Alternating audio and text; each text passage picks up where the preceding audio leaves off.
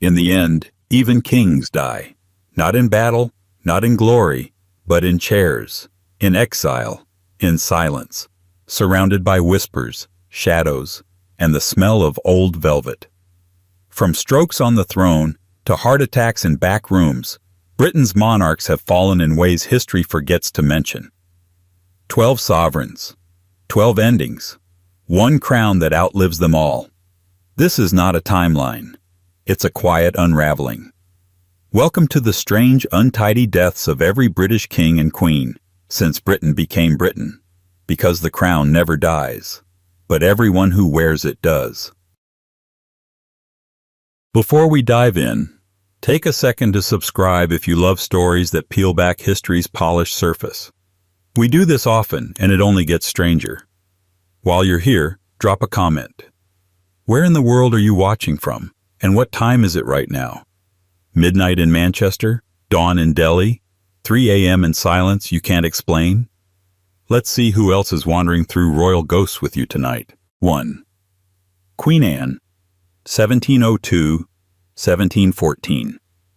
Imagine a woman born to rule, who could barely rule her own body. It's the early 18th century. The crown is heavy with expectations. Empire is brewing. Science is cracking the seams of superstition. And yet, at the center of it all sits Queen Anne, grief-ravaged, swollen with illness, and propped up by powdered wigs, protocol, and the lingering hope that she might finally, just once, carry a pregnancy to term. She won't. Anne ascended the throne in 1702 as the first sovereign of a newly unified Britain. But unlike the neat borders drawn on political maps, her reign was messy. Her health was a slow-motion disaster. Her personal life was a graveyard.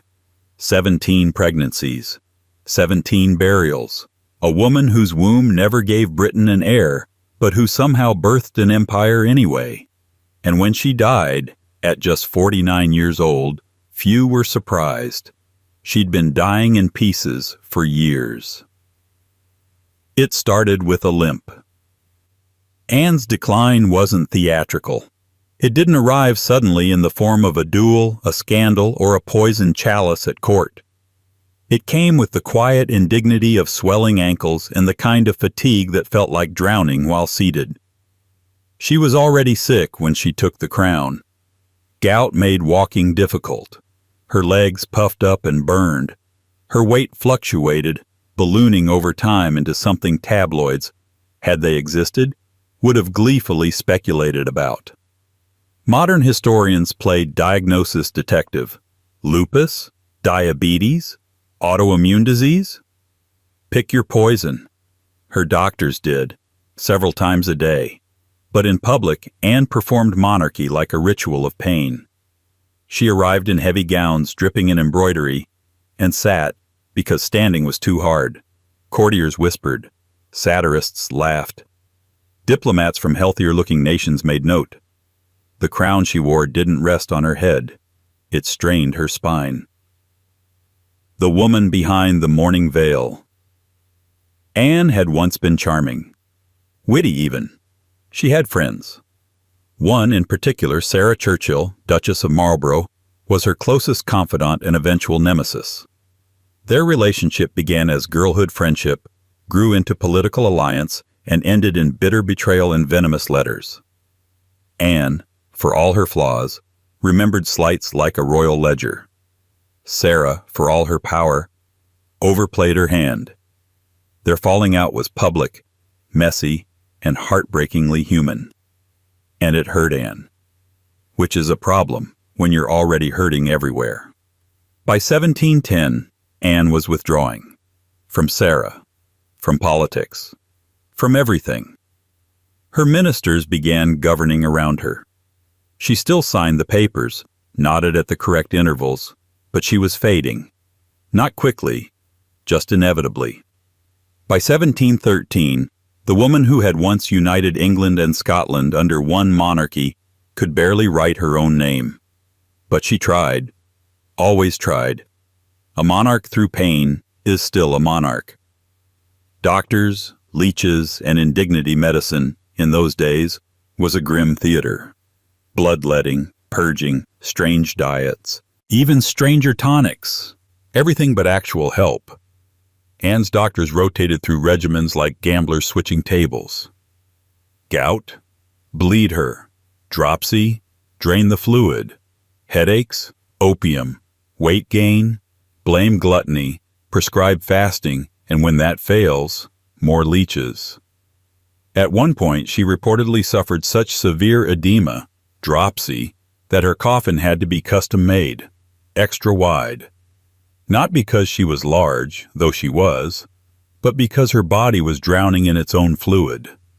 Each limb a sponge, her organs a ticking clock. She lived for years in a body that was gradually becoming a tomb. But make no mistake, Anne didn't go quietly. In the winter of 1713 she rallied, a final flare-up of purpose. She spoke with ministers, made a few stubborn declarations about succession, and scowled at anyone who dared suggest she was unwell. The disease, whatever name you prefer, wasn't going to rob her of control. She was the queen. She had already lost every child, every friend, and nearly every trace of the girl she used to be. She wasn't going to lose face, not yet. But then came August. The final stroke. On July 30th, 1714, Anne suffered what her doctors delicately called an apoplectic fit. In modern terms, a stroke. Likely not her first, just the final one. Her right side became paralyzed. She struggled to speak. Her breathing was shallow. The royal household panicked, quietly. Doctors were summoned. They tried to revive her with blistering agents. Yes, literally substances meant to cause blisters, because someone thought that worked. They did what medicine in 1714 did best. They watched her die slowly and called it care. She lingered for a few days, in and out of consciousness, fevered, mumbled names, possibly hallucinated. Sarah Churchill, estranged and bitter, was not present. At 7:30 a.m. on August 1st, 1714, Queen Anne died in Kensington Palace. Her official cause of death, stroke. But unofficially, she died of too many things to name. Pain, loneliness, the weight of legacy, and 17 empty cradles.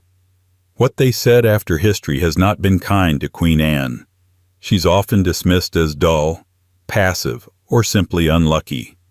She reigned during war, during transformation, during the birth of modern Britain, and yet she remains a footnote.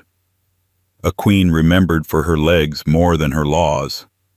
But there's something quietly tragic about her story. The monarch who ruled over the unification of a kingdom couldn't hold her own body together. The woman tasked with producing an heir produced more funerals than any royal should endure. And the queen who outlived every one of her children still managed to leave behind a lineage of change. Her funeral was grand, lavish, a production, but not well attended. By then the political elite had moved on. They were already looking toward Hanover, to George, to the future. Anne was a chapter already closed before the ink had dried. Even in death, she was quiet. Even in memory, she is underlined by silence, and yet, here's what makes Queen Anne's death a mystery. Not how she died, but how little anyone cared to ask why it happened the way it did. Why did no one preserve better records? Why did her doctors never agree on a diagnosis? Why did contemporaries simply accept her unraveling as inevitable? Perhaps it's because they saw in her a reflection they feared, a powerful figure trapped in a failing body, doing everything right and still losing everything. A reminder that even queens break, and that some legacies don't roar, they sigh. Her throne did not pass to a child, because she had none. It passed to a distant relative, German, Protestant, male. The world changed overnight. And so began the reign of King George I, who would do something Anne never did. He would die far from home. 2. King George III, 1714 to 1727. If Queen Anne died in silence, George III died in transit, halfway between two lives, with nobody entirely sure which one he belonged to. Born Georg Ludwig of Brunswick-Lüneburg, he was never supposed to be a British king. He didn't even speak English. He wasn't interested in the island, its customs, or its bickering parliament. And yet, thanks to a long list of inconveniently Catholic relatives disqualified from succession, the throne of Great Britain landed squarely in his reluctant lap. He accepted it the way one might accept a bad inheritance, with a sigh and a budget. George I was the first Hanoverian monarch, the first king of Britain to rule both here and there, Britain and Germany. He did it with a poker face, a thick German accent, and a royal court that looked more like a diplomatic outpost than a family home. For all his titles, he was more landlord than king, and when he died, it was not in Britain, not in court, and not with royal fanfare. It was in a carriage, on a German road, alone. King by technicality. When Queen Anne died in 1714, there were over 50 closer blood relatives to the throne than George, but every single one of them was Catholic. That mattered. Britain's ruling elite, traumatized by a century of religious wars, had decided that Protestantism was not just a preference, it was a prerequisite. So they skipped over all the nearer heirs and landed on George, a 54-year-old Lutheran with zero interest in moving countries. He reluctantly packed up his household, half of it, and headed to London. The other half, notably including his estranged wife, Sophia Dorothea, stayed in Germany. She wasn't allowed to follow. She wasn't even allowed to write. George had imprisoned her years earlier in the castle of Ahlden for alleged infidelity and insubordination. She never saw freedom or him again. A monarch known for icy efficiency had long since frozen out his personal life. A stranger in his own kingdom. From the beginning, George III treated the British crown like a hostile merger. He held court but barely participated. He listened to Parliament but spoke through translators. His public appearances were formal, rigid, and tinged with discomfort. Like a man wearing a suit 2 sizes too small. He didn't connect with his subjects. They didn't particularly like him either. Satirical prints mocked his stiff demeanor, his German habits, his preference for schnitzel over roast beef. The British press, newly emboldened by the early stirrings of free speech, had a field day. King Log, they sometimes called him, wooden, distant, floating downstream. But George didn't care. He wasn't in it for affection. He was in it for control. And perhaps more importantly, for the balance sheet. He never stopped managing his German territories. He visited Hanover often, sometimes for months at a time, leaving the running of Britain to his ministers. This absentee kingship was revolutionary in its own way. Parliament grew stronger under George, not because he wanted it to, but because he wasn't around to stop it. His disinterest was Britain's accidental constitutional blessing. Family matters, unfortunately.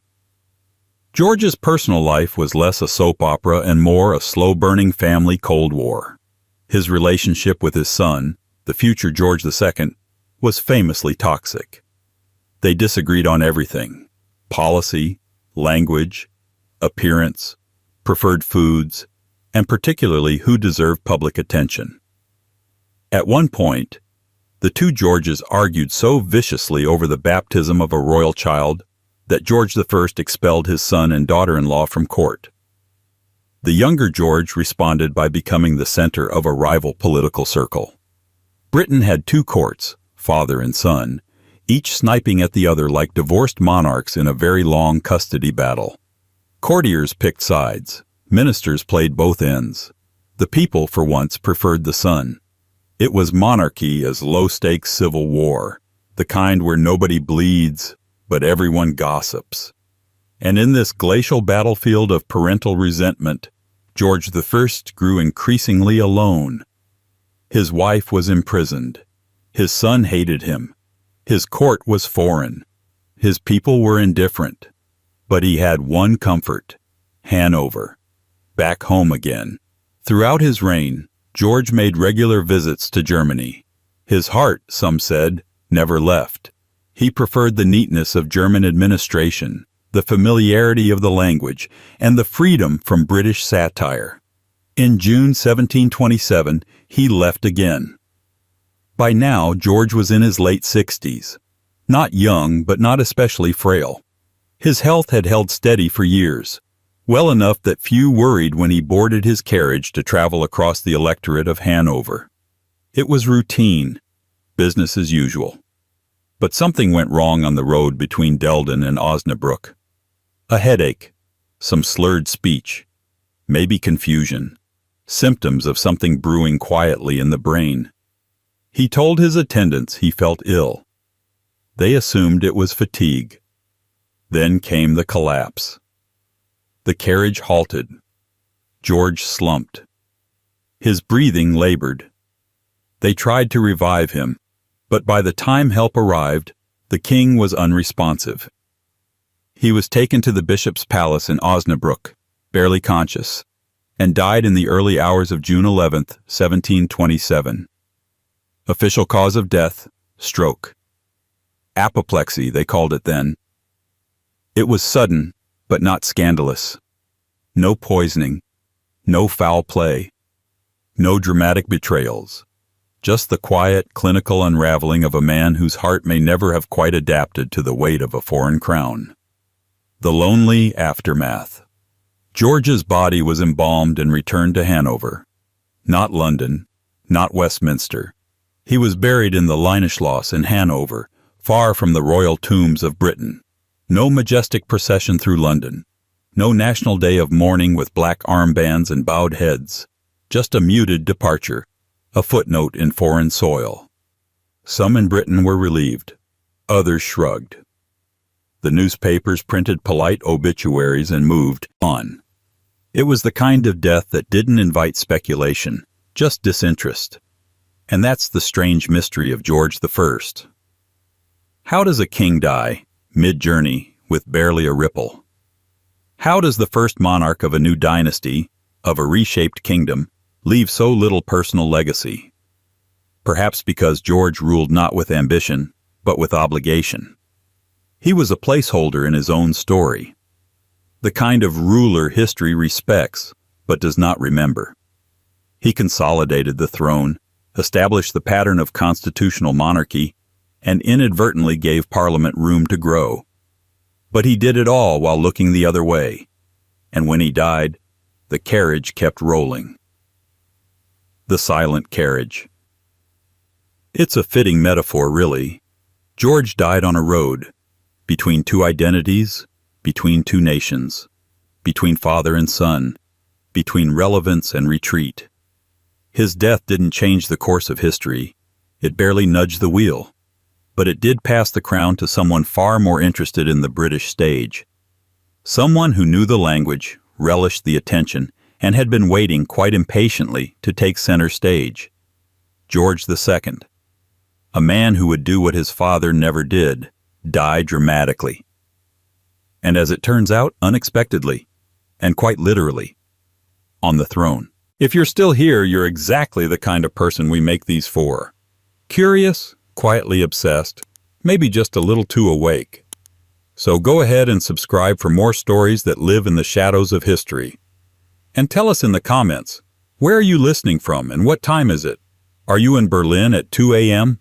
Texas at lunch? Somewhere between sleep and whatever this is? We're reading everyone. You're not alone in the dark. 3. King George II, 1727-1760. It was a crisp October morning in 1760 when the court doors were opened and the royal physicians, for once, didn't lie. The king was dead, and not just any king. George II, the first British monarch to be born and die in Britain in over a century. A man who outlived nearly every rival, critic, and friend. A ruler who always seemed slightly too irritable to die young, and just petty enough to live forever out of spite. But spite has limits, even for kings. And so it was that George II died, suddenly and alone, not in battle or bed, but in the privy, the royal bathroom. An awkward setting for any exit, but oddly fitting for a monarch who spent much of his reign alternating between wars abroad and arguments at home. Dignity had never been his brand. Death didn't change that. King in waiting. George Augustus was not an obvious successor to power. Born in 1683, he spent his early years under the suffocating shadow of his father, George I, who found his son's opinions unbearable, his manners embarrassing, and his ambitions a bit too eager. The two despised each other in that uniquely royal way, where power is both the prize and the prison. By the time George II took the throne in 1727, at the age of 43, he had been waiting his entire life to be in charge. And he governed with the impatience of someone who expected everything to fall into place just because it was finally his turn. Spoiler? It didn't. His reign was an awkward marriage between stubborn tradition and creeping modernity. Parliament was growing stronger, ministers more independent, the press more aggressive. And George was still trying to pick his own generals and arrange military campaigns like it was the 1600s. He loved detail. He hated delegation. He insisted on reading reports himself, correcting margins, scribbling notes in the margins in bad-tempered German. He didn't trust his ministers. He barely tolerated his cabinet. And he loathed being contradicted. And yet, somehow, it worked. The reluctant innovator. In many ways, George II's reign was a transitional one. He was the last British monarch to lead troops in battle, the last to personally take the field, sword in hand, during the War of the Austrian Succession.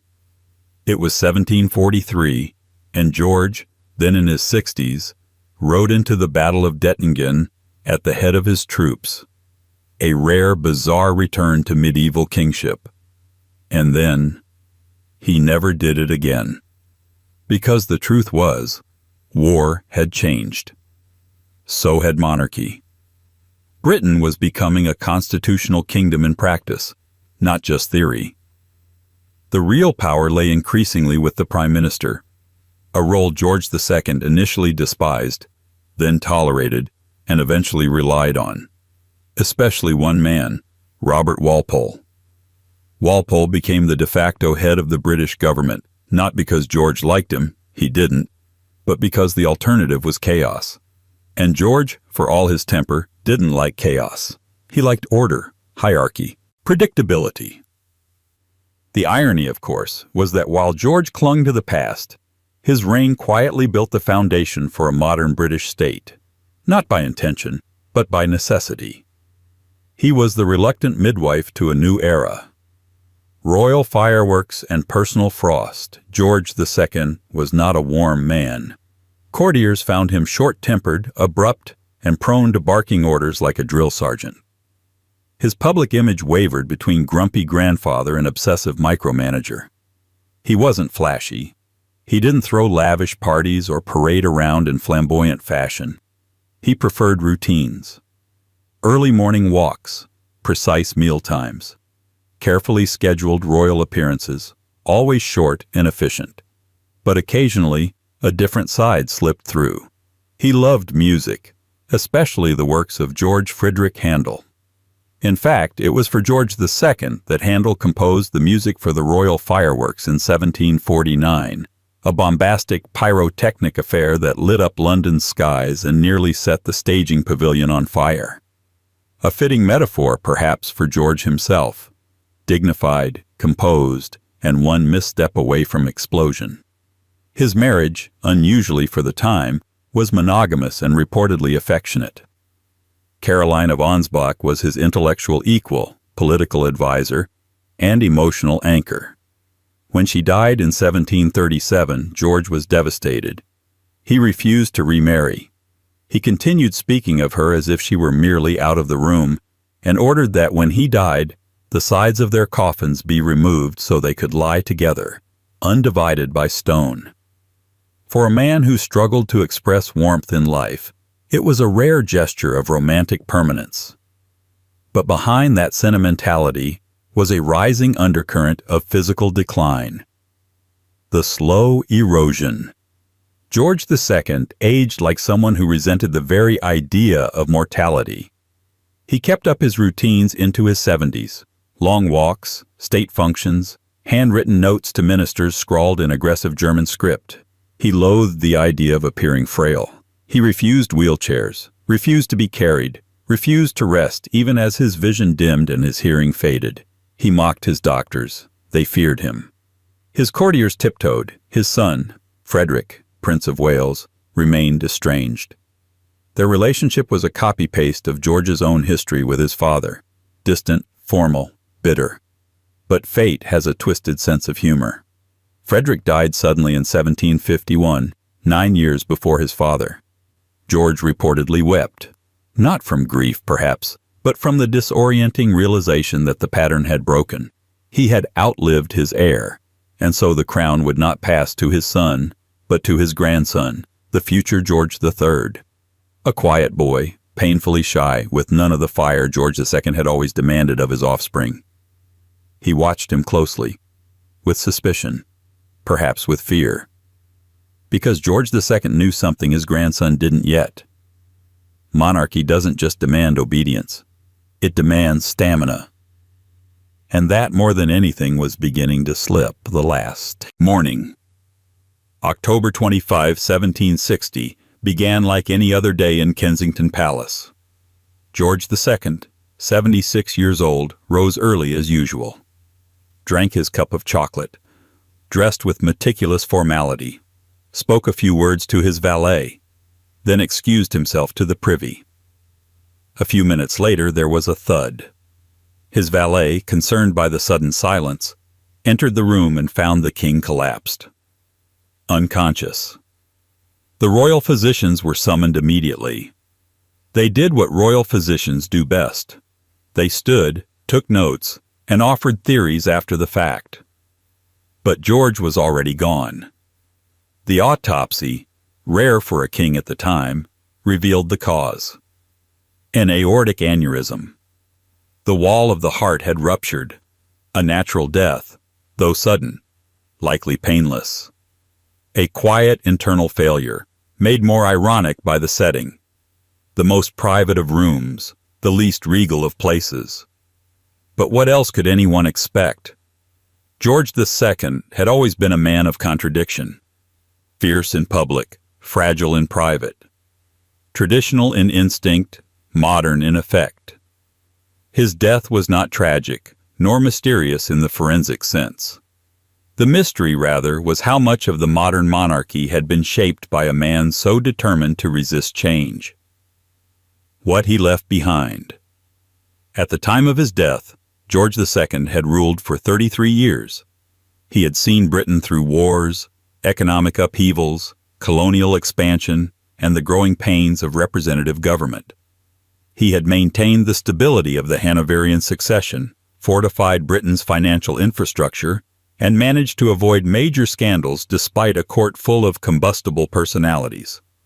And yet he remains one of the least romanticized kings in British history. No Shakespearean drama, no mistresses turned duchesses, no grand declarations or blood-soaked betrayals. Just a king who got up every day, read the paperwork, argued with his ministers, mourned his wife, scolded his children, and refused, until the end, to surrender his routines. There is, perhaps, something deeply British about that. One final irony. George II was buried in Westminster Abbey, alongside his beloved Caroline. Just as he had ordered, the sides of their coffins were removed so their remains could rest side by side, their bones nearly touching across the centuries. And with his death, a strange chapter closed. He was the last British monarch to be buried there, the last to be born abroad, the last to speak English with an accent his subjects mocked, and the last to rule without being overshadowed by mental illness, abdication, or empire collapse. Because the man who followed him, his quiet, stammering grandson, would lead Britain into a century of revolutions, rebellion, and irreversible change. And he would go mad doing it. George III. 4. King George III, 1760 to 1820. When King George III died in 1820, they called it a release. Not because the nation had longed for it, though some had. Not because the succession was in question, it wasn't. But because George III had already been missing for years. Not geographically, not legally, but mentally, emotionally, and in every way that makes a person a person. By the time he took his last breath, the king had become a shadow with a crown. A living legend whose story had unraveled long before his body did. A ghost ruling a nation on paper, while the country he once led galloped ahead into modernity without him. This is not just the story of a king who went mad. It's the story of a man who lived too long for his own legacy, and too quietly for his own tragedy. The young patriot. George III came to the throne in 1760 at just 22 years old.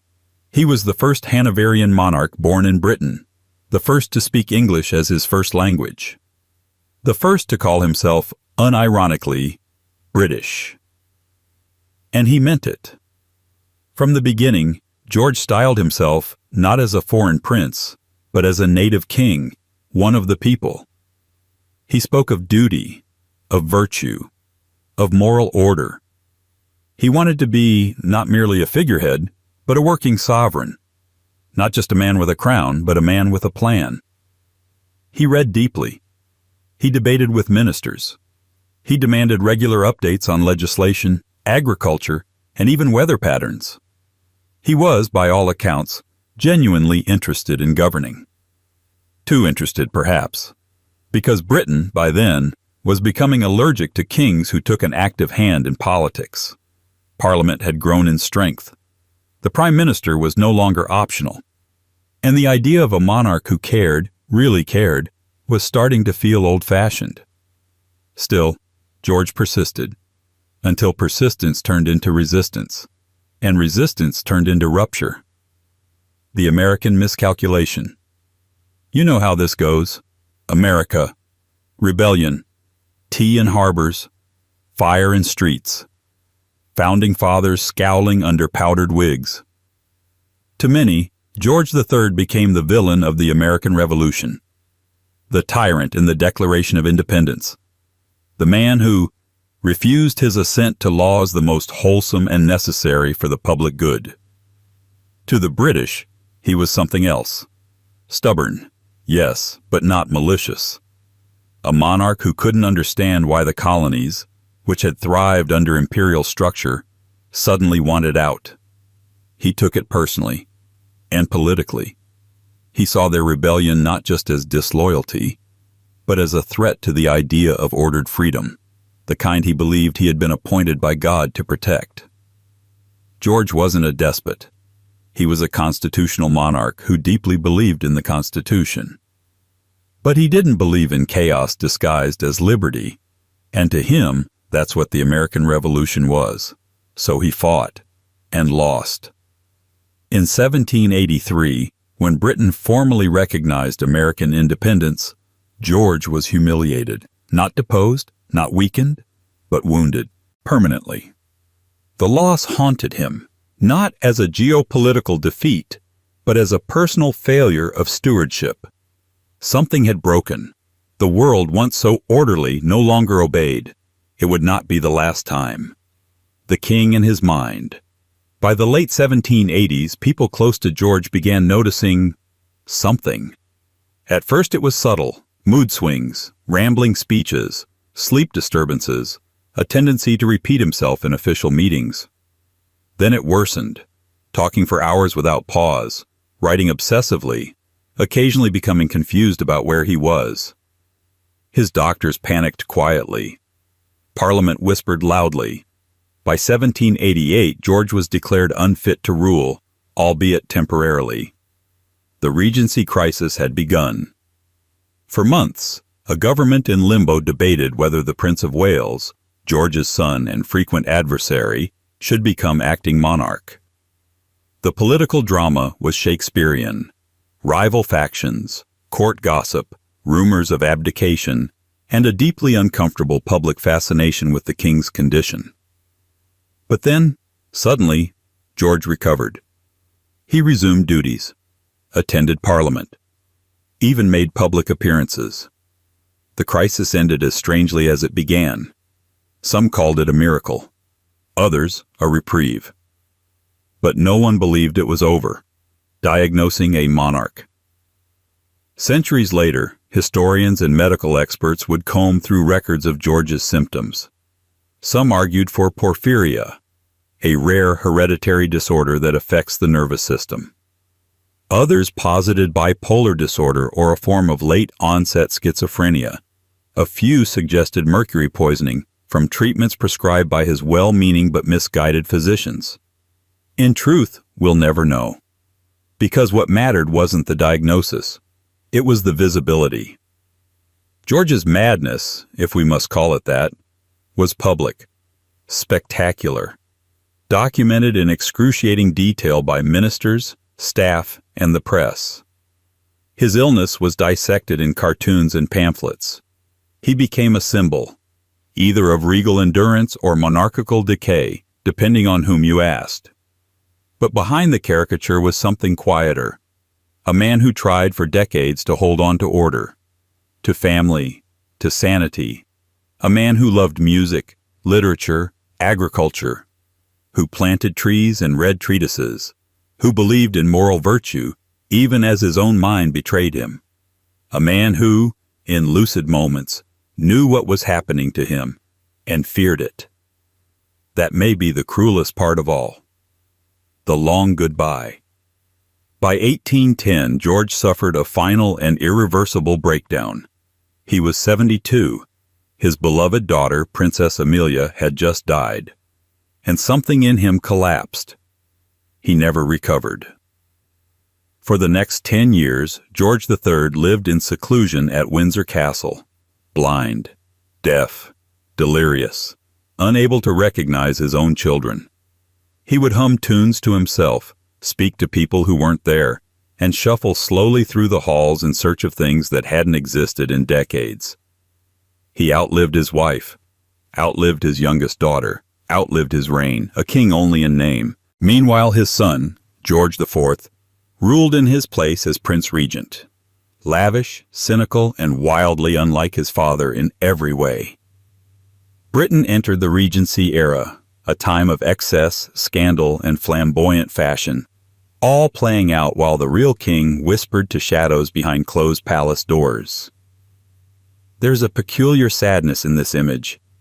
The man who once symbolized national duty, who fought to maintain imperial order, who resisted revolution and disorder, now reduced to a flickering presence. Forgotten in his own time, revered only after he was no longer there to see it. His body lived, his mind had gone. Death. Finally. On January 29, 1820, George III died in Windsor Castle, aged 81. His death was not sudden, not dramatic, not even particularly interesting by royal standards, but it was significant. He had reigned for 59 years, the longest reign in British history at the time. He had seen the rise and fall of empires, the birth of America, the horrors of the French Revolution, the rise of Napoleon, and the birth of industrial capitalism. He had lived through all of it, barely, and when he died, the world barely paused. The Prince Regent simply became George IV. Parliament didn't skip a beat. The press offered dutiful memorials. Public mourning occurred, but it was strangely muted. After all, the man they were burying hadn't really been king for a decade. But in retrospect, his reign is a hinge point in British history. He was the last monarch to truly attempt active governance, the last to be deeply involved in every facet of state.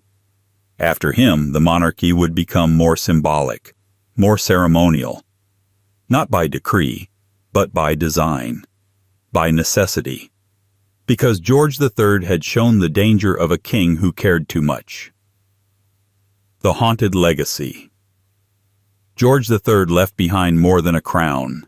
He left behind questions about power, about sanity, about the limits of duty. He remains one of the most paradoxical monarchs in British history. He's remembered in America as a tyrant, in Britain as a tragic figure, in the annals of medicine as a puzzle, and in the monarchy itself as a lesson. But here's the deeper mystery. How did a man so devoted to reason fall so completely into madness? How did a king so obsessed with order produce a century so defined by upheaval? And how did a ruler who loved his country so fiercely end up dying in the dark, remembered more for his mind's collapse than his heart's conviction? There are no answers, only echoes. The kind that drift through palace corridors long after the monarchs are gone. The kind that whisper through history books between the paragraphs. The kind that remind us that even kings are fragile. And that sometimes the crown breaks long before the man beneath it does. And the next man to wear that crown, he would wear it with vanity, with excess, with theatrical pomp, and with an unwavering belief that the monarchy was, above all else, about him. George IV. 5. King George IV, 1820 to 1830. When George IV finally died in 1830, even his valet sighed. It wasn't that he was unloved, although often he was. It wasn't that he was unpopular, although more often than not he truly was. It was that the man who had once dazzled Europe with his beauty, fashion, and royal flair had spent the last years of his life hiding from mirrors, from Parliament, and, increasingly, from the scale. A king born for spectacle had ended in shadows. But the strange thing about George IV, the truly peculiar irony, is that he died as he lived, surrounded by style, layered in illusion, and somehow managing to be both ridiculous and tragic at the exact same time.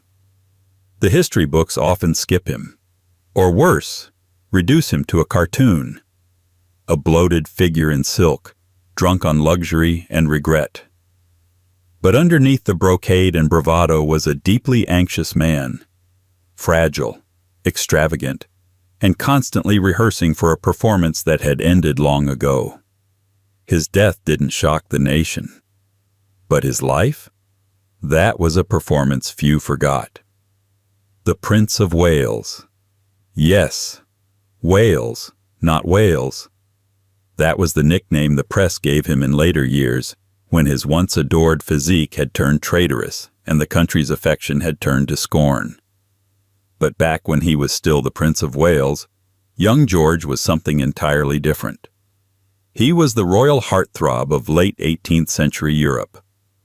Portraits from the time show a tall, fashionable man with delicate features and unmistakable charm. He dressed like a romantic hero, spoke like a philosopher, partied like a libertine, and most dangerously of all, believed his own myth.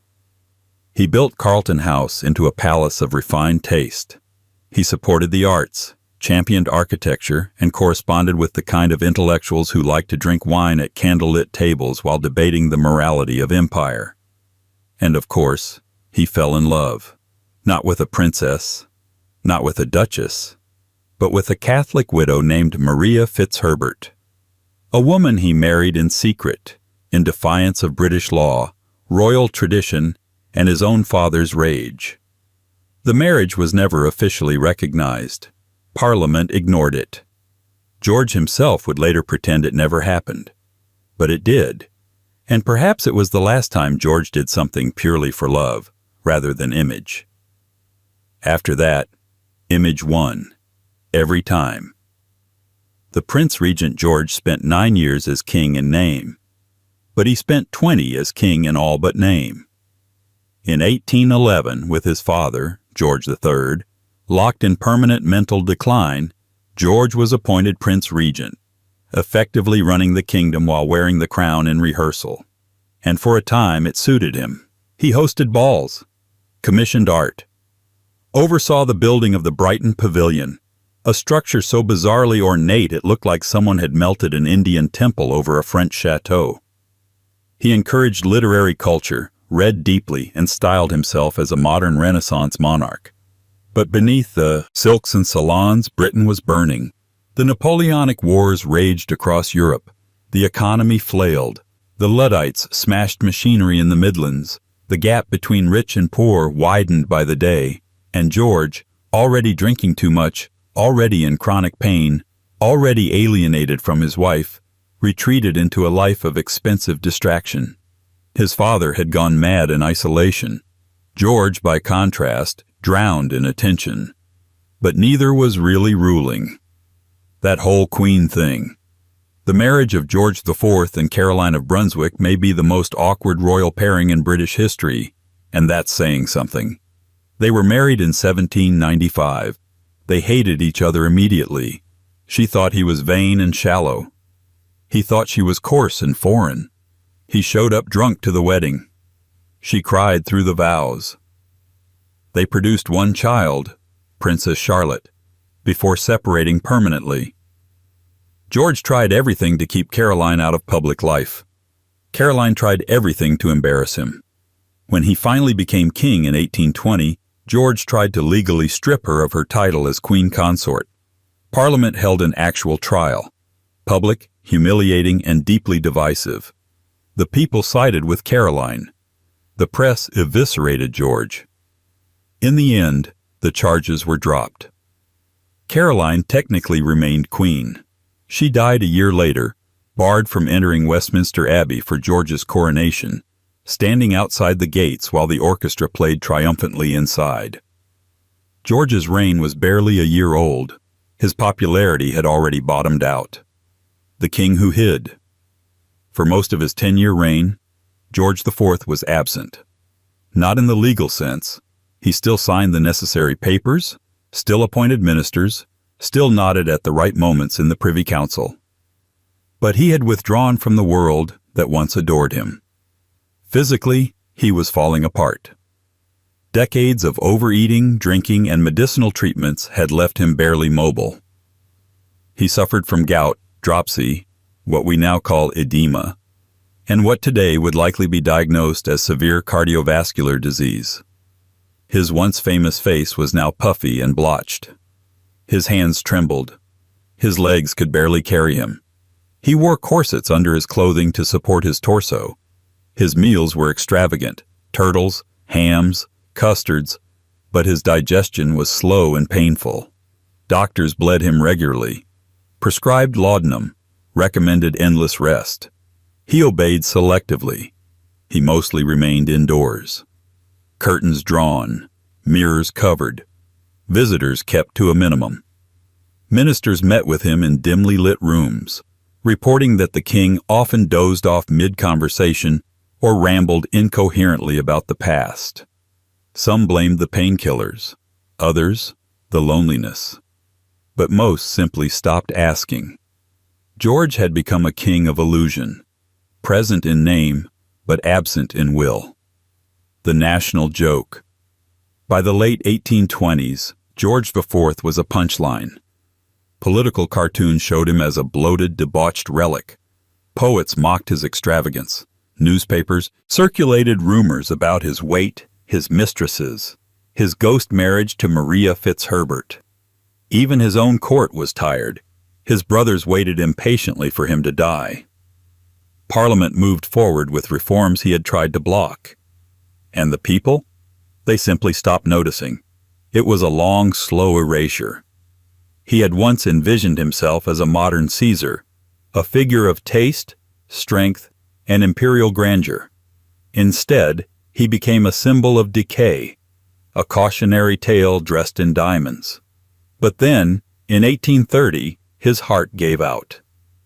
The death they expected. George IV died on the morning of June 26, 1830, at Windsor Castle. It was quiet, predictable, almost boring. He had been ill for months, confined to his chambers. Doctors had already begun preparing the royal household for transition. His heart simply stopped.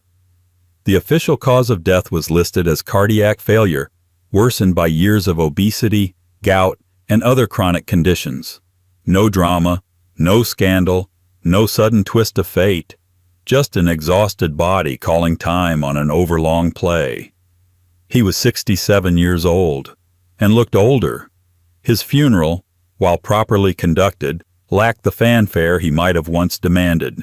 The public turned out, but not in grief, more in curiosity, more in relief. And his legacy? That too was a question mark. What did he leave? Physically, George IV left behind architecture, the Royal Pavilion in Brighton, the remodeling of Windsor Castle, the modernization of Buckingham Palace. His taste, eccentric, lavish, and often questionable, defined the Regency aesthetic. Culturally, he left behind paradoxes. He championed Shakespeare while neglecting Parliament. He read Rousseau but feared reform. He patronized great artists and composers while alienating his ministers. Politically, he left behind inertia. His reign saw no grand war, no sweeping reform, no radical legislation. He spent more time escaping reality than shaping it. But emotionally, he left behind a question few monarchs ever raise. What happens when the crown doesn't make the man? George IV had all the ingredients for greatness: intelligence, charisma, opportunity. He started as a symbol of British modernity and ended as a cautionary tale for monarchs who mistake applause for love. He was the king of appearances, and when the appearances faded, there was very little left. The shadow of his successor. The throne passed to his brother, William IV, less glamorous, less gifted, but perhaps more grounded. A man who saw the crown not as a spotlight, but as a job. And it was under William, not George, that Britain would take its first real steps toward modern democratic reform. But that's a story for later, because before reform comes recovery, and William IV would inherit a kingdom tired of pretense, weary of extravagance, and ready at last for something a little more real. 6. King William IV, 1830 to 1837. If George IV was a portrait of opulence decaying in slow motion, then William IV was the oil-stained mop that came in to clean the frame. Less admired, less adorned, and far less interested in wearing the crown like a halo, William took the throne not with grandeur, but with a kind of reluctant dignity. And really, how could it be otherwise? He was 64 years old when his brother died and left him the throne, an age by which most monarchs had already finished their reigns, written their wills, and scheduled the final procession. William had spent most of his adult life floating just outside history's spotlight. A naval officer, a minor prince, the kind of royal you might forget to include in a commemorative painting. But suddenly, in the summer of 1830, the spare became the monarch. The second son became the sovereign. And a country still groggy from the bloated pageantry of George IV found itself ruled by a man whose idea of royal protocol was, frequently, no protocol at all. William IV, the sailor king, the reform king, the man who never wanted the job and yet somehow did the job better than anyone expected. Until, of course, he died. But not before surprising everyone, perhaps even himself. From spare to king born in 1765, William Henry was the third son of George III and, by all rational standards, never supposed to wear the crown. He entered the Royal Navy at age 13 and spent much of his early life at sea, earning the nickname the Sailor King, decades before it would become politically useful. He saw combat in the American Revolutionary War, dined with Admiral Nelson, allegedly swore like a ship's cook and brawled like a man with nothing to lose. He returned to Britain with weathered skin, salt in his veins, and the deeply unshakable conviction that monarchy was less a divine calling and more an elaborate game of chance. And chance, as it turns out, had plans for him. His elder brother, Frederick, Duke of York, died in 1827 without legitimate heirs.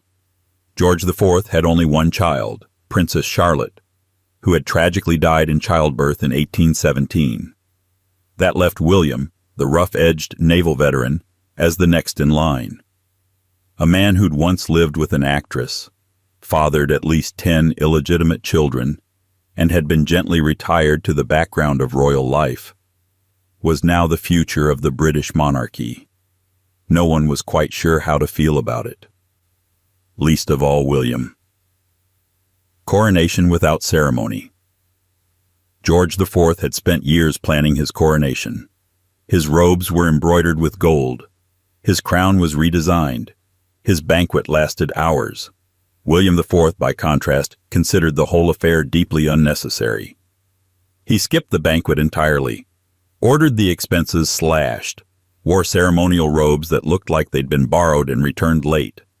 There was no parade of egos, no theatrical procession, just the minimum viable monarch. Some saw it as humility, others as laziness, but most saw it for what it was, a sign that a new kind of king had arrived, one who was uninterested in grandeur and maybe even a little allergic to it. And yet, behind the informality, William took his duties seriously. He attended cabinet meetings. He read legislation. He asked questions, sometimes awkward ones, but asked nonetheless. He did not dazzle. He functioned. And after George IV, that felt revolutionary. The accidental reformer. William IV was no idealist. He didn't enter the palace halls swinging banners of liberty, but he was, in a way that mattered, practical. And Britain, in 1830, was anything but. The country was simmering with unrest. The Industrial Revolution had upended the economy. Cities had ballooned with factory workers. Rural voters were locked out of political power. Rotten boroughs, ghost towns with MPs, held the same parliamentary weight as booming manufacturing cities like Manchester and Birmingham. Reform was no longer a question of ideology. It was a question of survival. Parliament was gridlocked. Riots broke out. The middle class demanded representation. The working class demanded not to starve. And somewhere in the middle stood William IV, watching the political elites fumble the ball with increasing disbelief.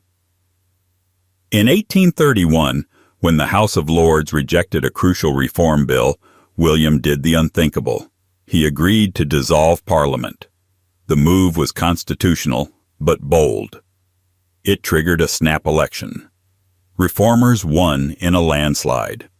A year later, the Reform Act of 1832 passed, forever altering the British political landscape. The bill extended voting rights to hundreds of thousands of new voters. It eliminated many of the absurd voting districts that had long propped up the aristocracy. It didn't create full democracy, not by a long shot, but it cracked open the doors. And William IV had helped hold them open. Not with eloquence, not with ideology, but with just enough political courage to do the thing no one else dared to. It was the peak of his reign. It was also the beginning of the end. Personal life, private storms.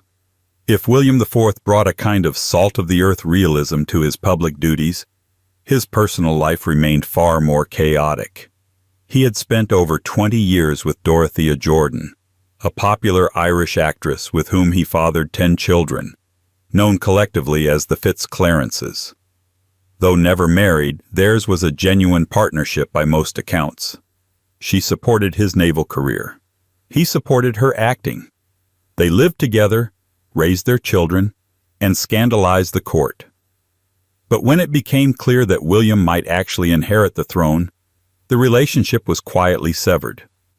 Dorothea was sent away, her children acknowledged, but unofficial. She died in poverty in 1816, while William married Princess Adelaide of Saxe-Meiningen, an arrangement designed more for optics than love. To their credit, William and Adelaide grew fond of each other. But their marriage was haunted by tragedy. They suffered several miscarriages and infant deaths. No surviving children meant no direct heir. This left the succession uncertain. Again. And at a time when Britain was inching toward a more representative government, the monarchy still seemed unable to produce a stable lineage. It was a pattern William could never quite break. Health in decline. By the mid-1830s, William IV was visibly aging. He had never taken care of himself the way a modern monarch might. His naval years had left him with arthritis. His diet, unsurprisingly, was royal in portion and rich in everything that shortens life. But unlike his brother George, William didn't collapse into illness with melodrama. He remained active, attending functions, signing documents, hosting guests, well past the point most men would have retired. And he continued to engage with politics, even when the waters turned rough. In 1834, he dismissed the Whig Prime Minister Lord Melbourne and attempted to appoint a Tory government under Sir Robert Peel. The decision was deeply controversial. Some saw it as overreach. Peel, unable to command a majority, soon resigned. Melbourne returned. The king took the embarrassment with gritted teeth. It was a constitutional crisis in miniature. But William, unlike his father or brother, did not dig in. He stepped back, accepted the limits of his role. The monarchy under William IV learned something new: how to lose gracefully. The final weeks. By the spring of 1837, William IV knew he was dying. He was 71, and the signs were unmistakable. His legs swelled. Breathing became labored. Sleep came in short, fitful bursts. He stopped riding, stopped walking. Ministers visited more frequently, and the conversations turned softer. He didn't rage. He didn't panic. In fact, in a rare moment of personal insight, William told his aides that he had no fear of death, only a hope that it would be orderly. He had lived long enough to see Britain change, and he would die with his affairs in order. Death of a workman king. On June 20th, 1837, just after 2 a.m., William IV died at Windsor Castle. The official cause was heart failure, complicated by pneumonia. It was not sudden, nor was it prolonged. Just the quiet conclusion to a chapter few had expected, and fewer had truly understood. His funeral was modest, by royal standards. The public response was respectful, if muted. He had not inspired adoration, but he had earned something rarer in a monarch: credibility. He was not loved like his niece would soon be, but he was remembered. And his death marked the end of an era. A turning point. Because with William IV gone, and no surviving children, the throne passed to a teenager. 18 years old, inexperienced, nervous, full of ideals. Her name was Victoria, and the monarchy would never be the same again. 7. Queen Victoria, 1837 to 1901. It is difficult to overstate just how long Queen Victoria lived, or how deeply her shadow stretched. When she died in January of 1901, people wept in streets, not because they were mourning the death of a woman, but because they were watching the curtain fall on a century. Her passing was not just the end of a monarch, it was the end of a worldview. Victoria had reigned for 63 years and 7 months, longer than any monarch before her, longer than many of her subjects had been alive. In 1837, when she took the throne, Britain had been lit by gas lamps, powered by steam, and still reeling from Napoleonic fears. When she died in 1901, the country was flickering into the electrical age, whispering about radio waves, and marching into the modern world with machines, maps, and moral uncertainty. She had somehow become the bridge between empires, between the age of powdered wigs and the age of passenger trains, between ruling by divine right and ruling by public expectation. And she did it all while wearing black. The woman who had started as a teenage queen ended as a myth, stoic, matriarchal, inscrutable. And when she finally died, After years of surviving grief, scandal, empire, and 9 separate assassination attempts, her body gave out in a whisper. But her death hit like a thunderclap. Because if Victoria could die, then so could the idea of permanence itself. The Accidental Queen. Victoria was not born to rule, at least not at first. She was the 5th in line when she entered the world in 1819, a rather underwhelming position in a royal succession known for skipping over entire branches of the family tree at the first sign of scandal or foreign blood. Her father, Prince Edward, Duke of Kent, died when she was just 8 months old. Her uncles, childless and aging, hovered over the throne, and as the years passed, each of them dropped out of the line of succession like dominoes. When her uncle, William IV, died in 1837 with no surviving heirs, the crown fell, somewhat clumsily, onto the head of an 18-year-old girl with a high-pitched voice and no real idea what was coming. Her mother wept. Her ministers worried. Her advisors debated whether the girl would be strong enough to handle the throne. But Victoria, to her credit, never looked back. From day one, she carried the crown like it belonged to her, even when it nearly crushed her. The crown and the consort. In 1840, Victoria married her cousin, Prince Albert of Saxe-Coburg and Gotha. It was not a political alliance masquerading as love. It was, rather shockingly for a royal marriage, love masquerading as a political alliance. Victoria adored him, unabashedly, intensely, sometimes uncomfortably. Albert was intelligent, principled, and frustratingly correct about almost everything. He introduced reforms to the royal household, streamlined the budget, took an interest in science, education, and public morality. He helped design the Crystal Palace for the Great Exhibition of 1851, an architectural metaphor for Victorian values. Glassy, grand, and just a little bit fragile beneath the surface. They had 9 children together, children who would go on to marry into nearly every royal house in Europe. Victoria would one day be called the Grandmother of Europe, and for once the title wasn't just ceremonial, it was genealogical fact. But then, in 1861, Albert died. Typhoid fever at just 42 years old. And something inside Victoria shattered. The woman in black. She wore mourning for the rest of her life. 40 years of black dresses, black gloves, black parasols.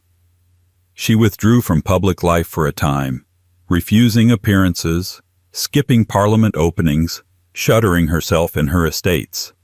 The public grew restless. Newspapers criticized her absence. Pamphlets called for reform, or abdication. There were protests, effigies, a growing sense that maybe monarchy wasn't as untouchable as it once seemed. But Victoria, in grief, became something else, something darker, something harder. She returned to public life slowly, and never quite as she had been. She became a symbol more than a sovereign, a fixed point in a fast-moving world. She did not engage in politics the way earlier monarchs had. She left much to her ministers. Disraeli flattered her. Gladstone annoyed her. She preferred stability to drama, ceremony to spontaneity. She became the living embodiment of Victorian restraint. But beneath the veil of mourning there was always a flicker of the woman she had once been. Stubborn, proud, intelligent, and not entirely forgiving. She never stopped writing. Letters, journals, notes. She kept careful records of her daily life, observed her family with both affection and suspicion, watched the empire expand across continents, even as it expanded into the cracks of her own household.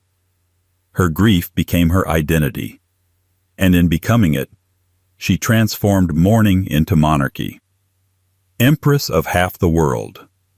Under Victoria, the British Empire expanded to become the largest in human history. At its peak, 1 in 4 people on Earth lived under British rule. The sun, they said, never set on the empire. It wasn't entirely a boast. It was an observation. India, Canada, Australia, vast swaths of Africa, parts of the Caribbean, the Middle East, all claimed in the name of a queen who rarely left the British Isles. In 1876, Parliament gave her a new title, Empress of India. She accepted it with mild protest and immediate pride. She added it to her ever-growing list of honors. She commissioned paintings, coins, portraits. Her name was etched into mountains, towns, rivers, and institutions from Cape Town to Calcutta. But she never visited India, not once. Instead, India came to her, in the form of servants, diplomats, artists, and the now infamous Munshi Abdul Karim, who served as her attendant and confidant during her final decades. Their relationship scandalized the court. Some saw it as inappropriate, others as politically unwise. But Victoria didn't care. She rarely did. And if her court grumbled, she turned up the silence. The body begins to fade. Victoria aged slowly, then all at once. By the 1890s, she was visibly diminished. Her eyesight weakened. Her hearing declined. She suffered from rheumatism, which made walking difficult. She was now shorter, frailer, and relied heavily on assistants to move through the elaborate rituals of royal life. But her mind, by all reports, remained sharp. She read voraciously, wrote daily, dictated letters, corrected correspondence with the same fierce pen she had wielded at 18. She had outlived 3 of her 9 children, watched the marriages of others disintegrate into scandal, saw the slow unraveling of European peace, even as her own grandchildren wore crowns in Germany, Russia, Norway, Romania, and Spain, and she remained queen, quietly, stubbornly, undeniably queen. In 1897, Britain celebrated her Diamond Jubilee, 60 years on the throne. The parades were imperial theater, soldiers, banners, church bells, cannons, and street parties from London to Delhi. She appeared on a throne carried by sailors, too frail to walk but too proud to vanish. She smiled, nodded, waved her gloved hand, and the people wept, not because they feared her death, but because they finally realized it would come. The last weeks. In December 1900, Victoria's health declined. She was 81. Her appetite faded. Her mobility collapsed. She became increasingly tired, disoriented, withdrawn. Doctors called it senile decay. Old age, they said. The final, slow surrender. She moved to Osborne House, her favorite residence on the Isle of Wight. The court followed. The family came in waves. Messages were sent across the globe, calling in monarchs, ministers, and descendants from every imperial corner. On January 22, 1901, just after 6:30 in the evening, Queen Victoria died in her sleep, surrounded by children and grandchildren. The official cause of death, cerebral hemorrhage. A stroke. The woman who had ruled for 6 decades died not with a bang, but with the stillness of empire exhaling. And then came the silence. London fell quiet. The streets, usually chaotic, slowed. Black crepe appeared on doorways. Newspapers printed morning editions bordered in ink. In the colonies, bells tolled and flags dropped. Her funeral was planned with military precision. Victoria had left strict instructions. No black horses, no heavy veils, no overlong eulogies. She wanted a white funeral. She wanted military honors. She wanted simplicity, at least as much as possible when burying an empress. She was buried next to Albert at Frogmore, Windsor. The coffins were side by side, just as she had ordered, and the world took a breath. What she left behind. Victoria's death marked the end of the Victorian era, an age defined not by consistency, but by contradiction.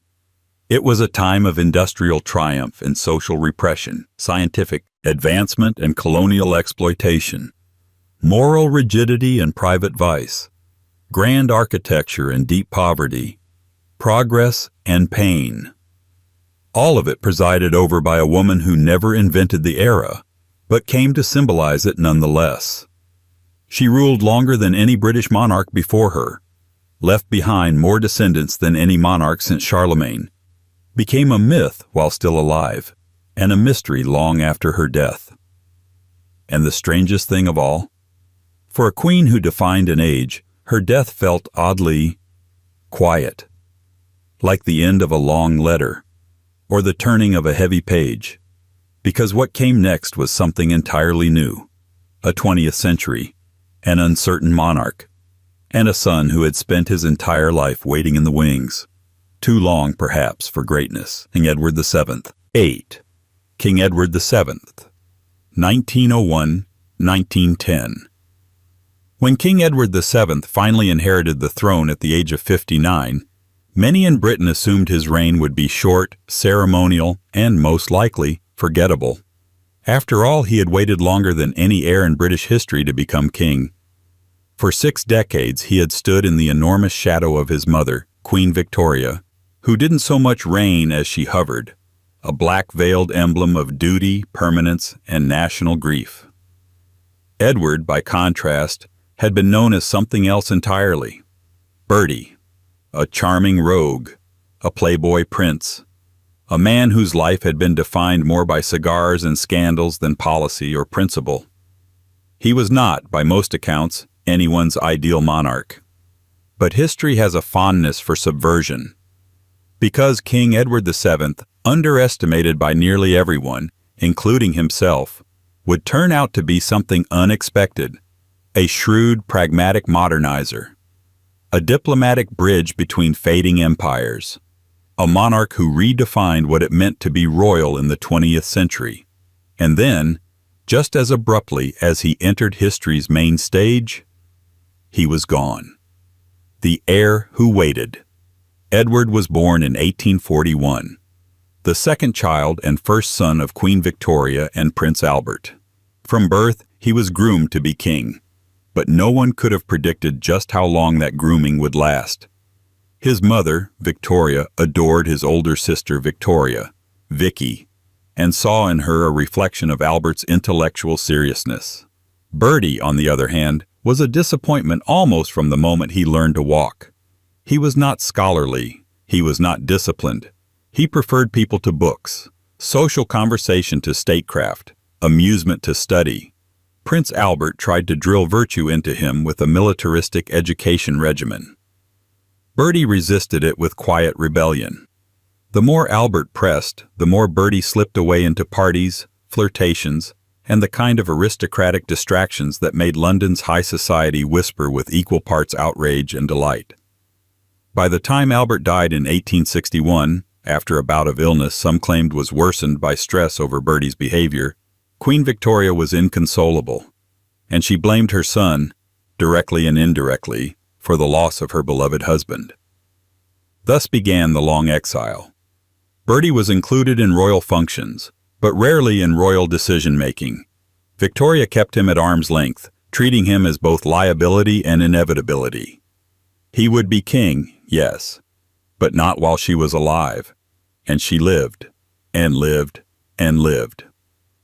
By the time Victoria died in 1901, Bertie was a man in late middle age, wrinkled, grayer, still charming, still sociable, but softened, perhaps, by the long wait. Some assumed his reign would be more of a formality than a shift. They were wrong.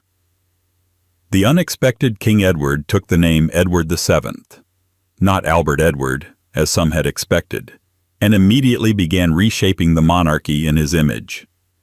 Gone was the strict, mournful etiquette of Victoria's court. In its place, glittering balls, royal garden parties, diplomatic receptions, and a whirlwind of public engagements that gave the monarchy a new energy it hadn't seen in generations. He was dubbed the Uncle of Europe, not just because of his family connections. He was related to practically every crowned head on the continent, but because of his ability to actually get along with them, kings, emperors, presidents, he charmed them all, and not in a superficial way. Edward had spent decades as a prince without power, and in that time, he had become an astute observer of people. He knew when to flatter, when to press, when to say nothing at all. His diplomatic visits to France helped ease centuries of animosity and led to the Entente Cordiale, a landmark agreement that redefined British-French relations and shifted the balance of European power. Historians would later point out that Edward did not invent the policy, but he embodied it. And in diplomacy, embodiment is half the battle. He was not a statesman, but he was a symbol people could work with, and that mattered. The modern monarchy. Edward VII brought something else to the throne that Britain hadn't seen in some time: visibility. Where Victoria had withdrawn, Edward leaned in. He traveled widely, showed up in person, walked the streets, tipped his hat, listened to complaints, laughed at the right moments, dined in public, rode in parades. He believed in spectacle not as vanity but as duty. In a rapidly changing Britain, now a deeply urban, industrialized society, this visibility mattered. The monarchy couldn't rely on ancient rituals and divine rites. It needed to be seen. It needed to be liked. Edward understood this instinctively. He was the first monarch to ride in a motor car, the first to visit the House of Commons in 100 years, the first to attend a hospital as a patient, not as a benefactor. He introduced the idea of royal walkabouts. Today we take that for granted. But in Edward's time, it was quietly revolutionary. He wasn't interested in pretending to be above the people. He wanted to be around them. This wasn't just public relations. It was survival. The man and his vices. But if Edward VII modernized the monarchy's public face, he never quite shed his private indulgences.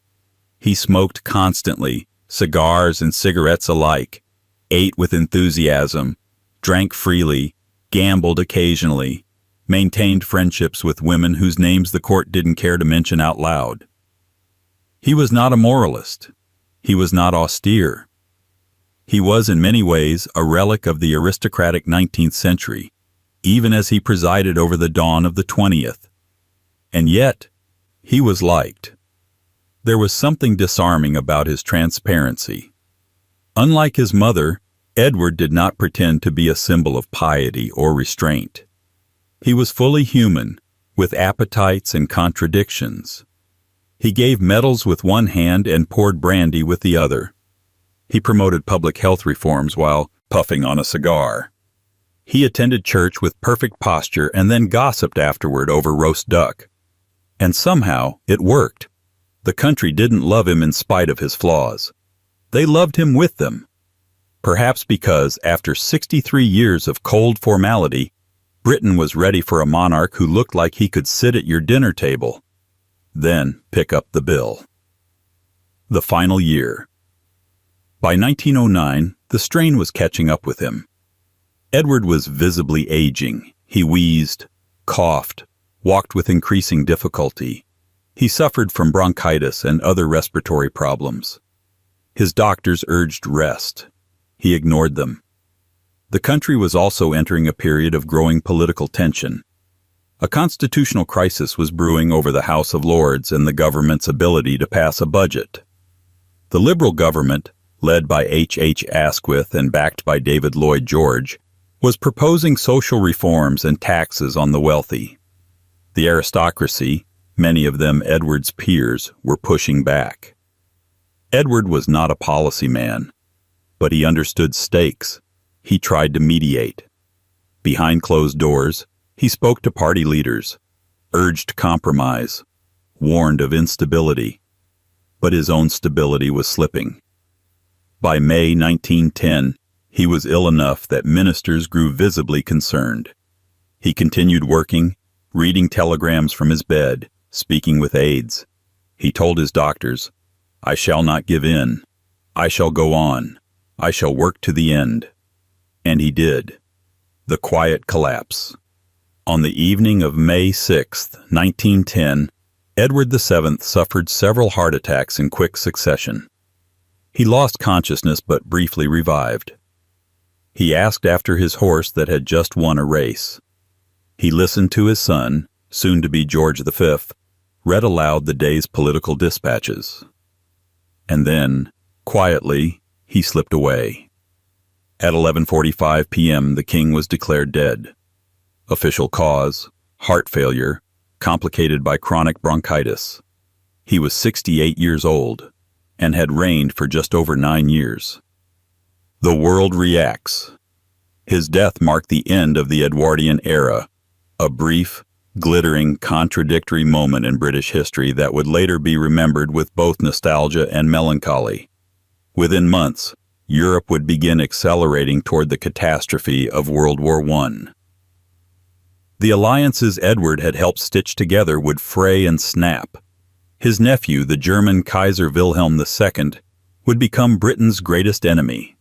His legacy, so carefully curated, would be buried beneath the trenches. But in the days following his death, the world paused. His funeral was one of the largest gatherings of royalty in history. 9 kings, dozens of princes, diplomats, emperors, presidents, all assembled in black coats and plumed hats, riding carriages through the silent streets of London. It was, in hindsight, the last time Europe looked united. The last grand procession of old-world monarchy, unaware that it was walking toward its own extinction. What he left Edward VII left behind more than a crown. He left behind a monarchy that had learned to perform again, not as divine spectacle, but as national theater. He left behind diplomatic ties that held, if only briefly, a balance in Europe. He left behind reforms in fashion, manners, politics, and public expectations. He had ruled for less than a decade. But in that time, he transformed the monarchy from a relic of Victorian mourning into a functioning, visible part of British civic life. And perhaps most impressively, he did it without pretending to be anything he wasn't. That may have been his greatest legacy. Authenticity in an age of illusion. But then came the war to end all things. His son, George V, would inherit not just the throne, but a world on the brink. A world where monarchy no longer floated serenely above politics, but was suddenly dragged into the mud of machine guns and mustard gas. And George V, unlike his father, was not a natural performer. He was a man who preferred simplicity, routine, a pipe, a uniform, and peace. And what he got was 1914-9. King George V, 1910-1936. When King George V died in 1936, he didn't go out as a hero, a villain, or a saint. He went out the way he had lived, tidily, dutifully, and without fanfare.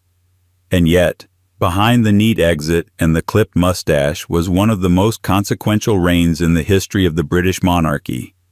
A reign that began in the age of horse-drawn carriages and ended in the age of air raids. A reign that watched the world turn itself inside out twice. A reign that saw kings fall, empires vanish, and the very idea of monarchy questioned with something more dangerous than rebellion, indifference. George V was not dramatic. He was not poetic, but he was steady. And in the century of the machine gun and the mass grave, steadiness sometimes passed for greatness. His life was not the story of a great man rising to the moment. It was the story of a quiet man surviving the moment. And that may be why, by the time he died, his people called him grandfather of the nation, because he had not dazzled them. He had endured them. From naval officer to heir, George Frederick Ernest Albert was born in 1865, the second son of the then Prince of Wales, later Edward VII. Nobody expected him to be king. That job fell to his older brother, Prince Albert Victor, a handsome and somewhat vague figure whose life was cut short in 1892 by pneumonia at the age of 28. Suddenly, George was the heir, the Navy man, the quiet brother, the second choice.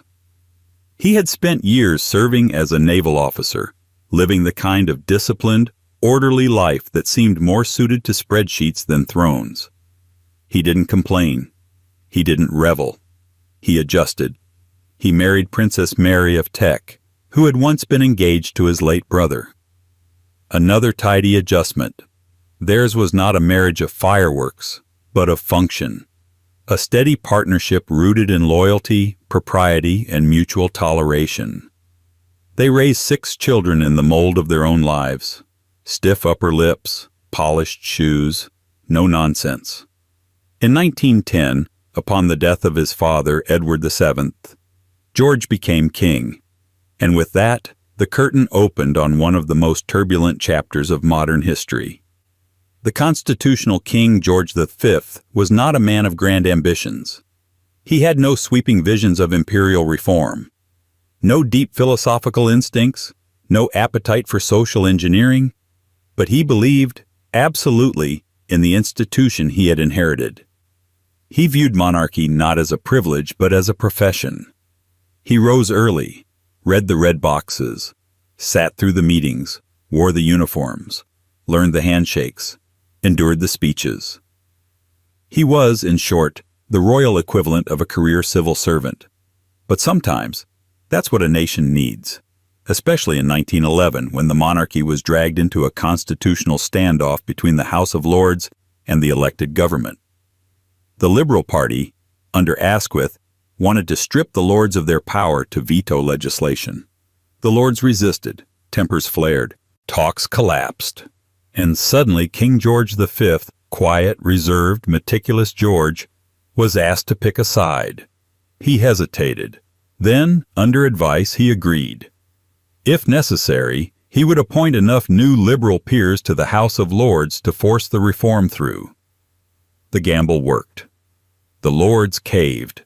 The Parliament Act of 1911 passed. The monarchy had chosen evolution over tradition.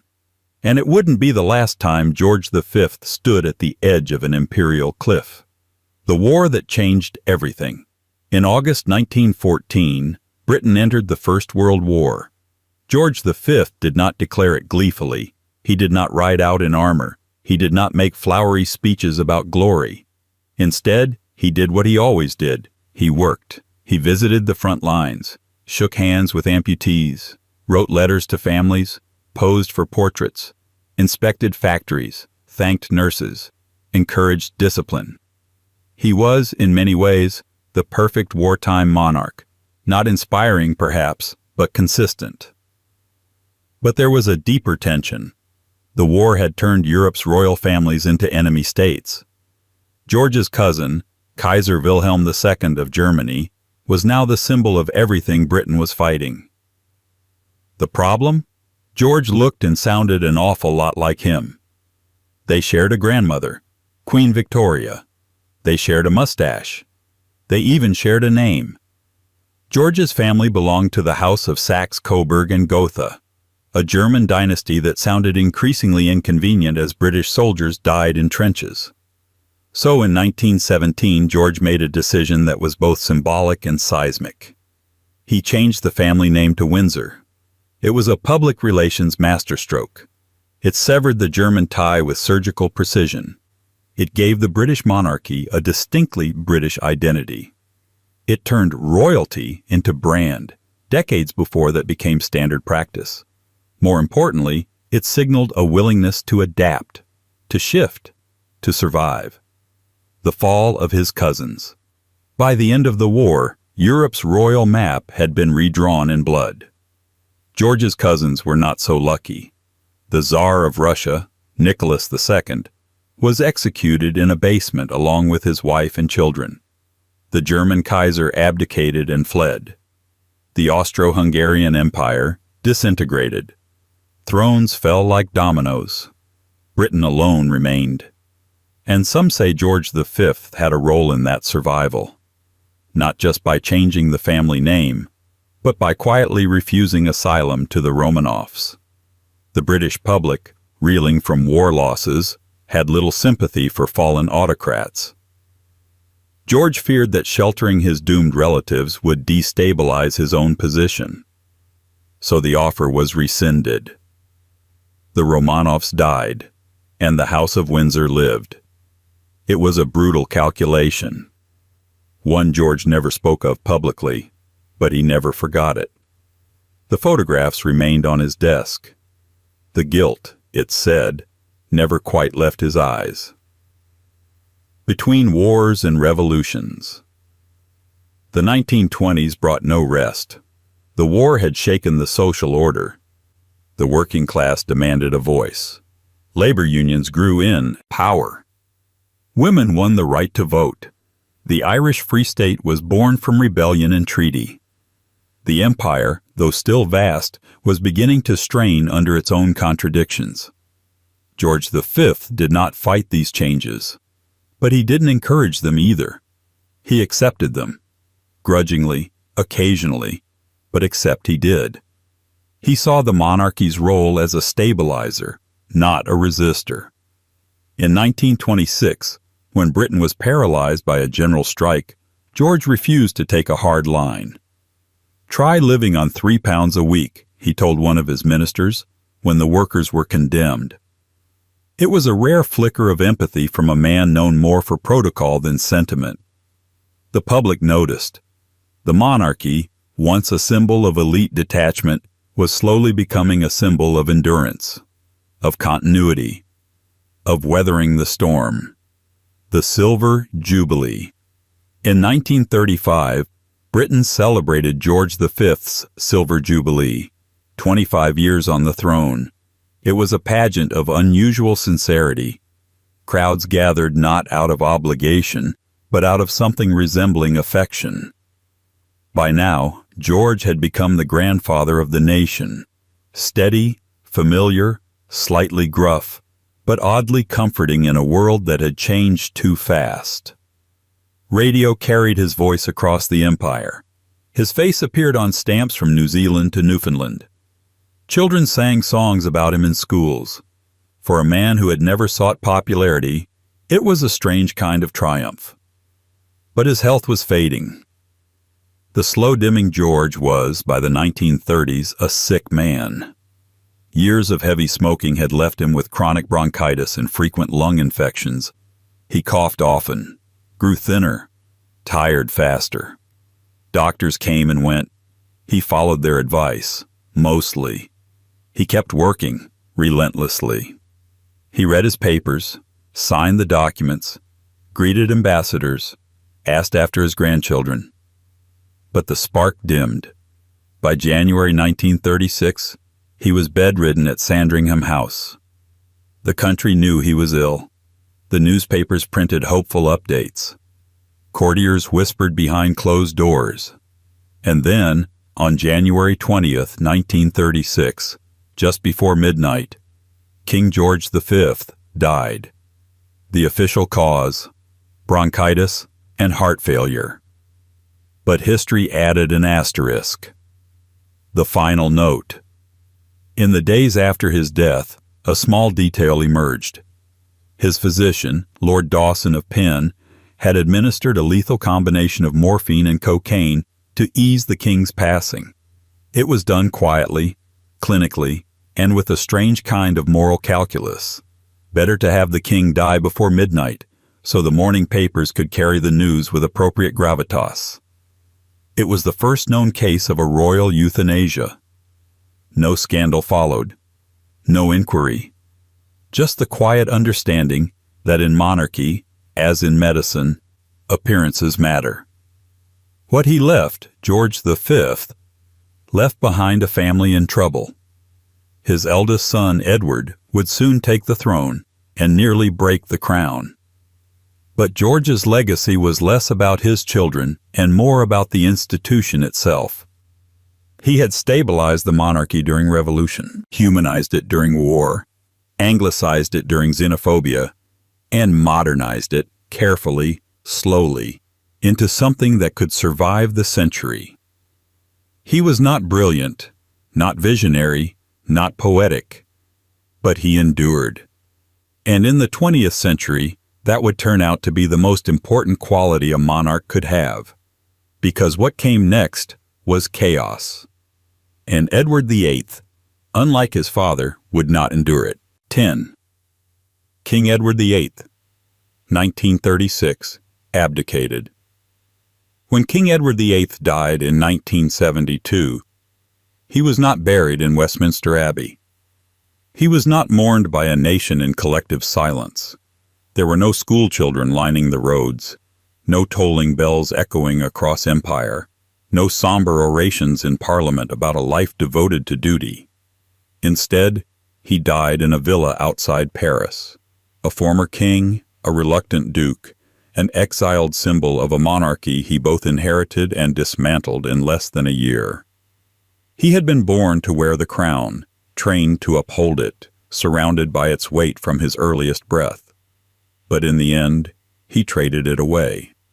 For love, yes, but also for freedom. For a life that required no red boxes, no ceremonial ribbons, no speeches written by committee. And when he walked away from the throne in December 1936, he didn't just renounce a crown.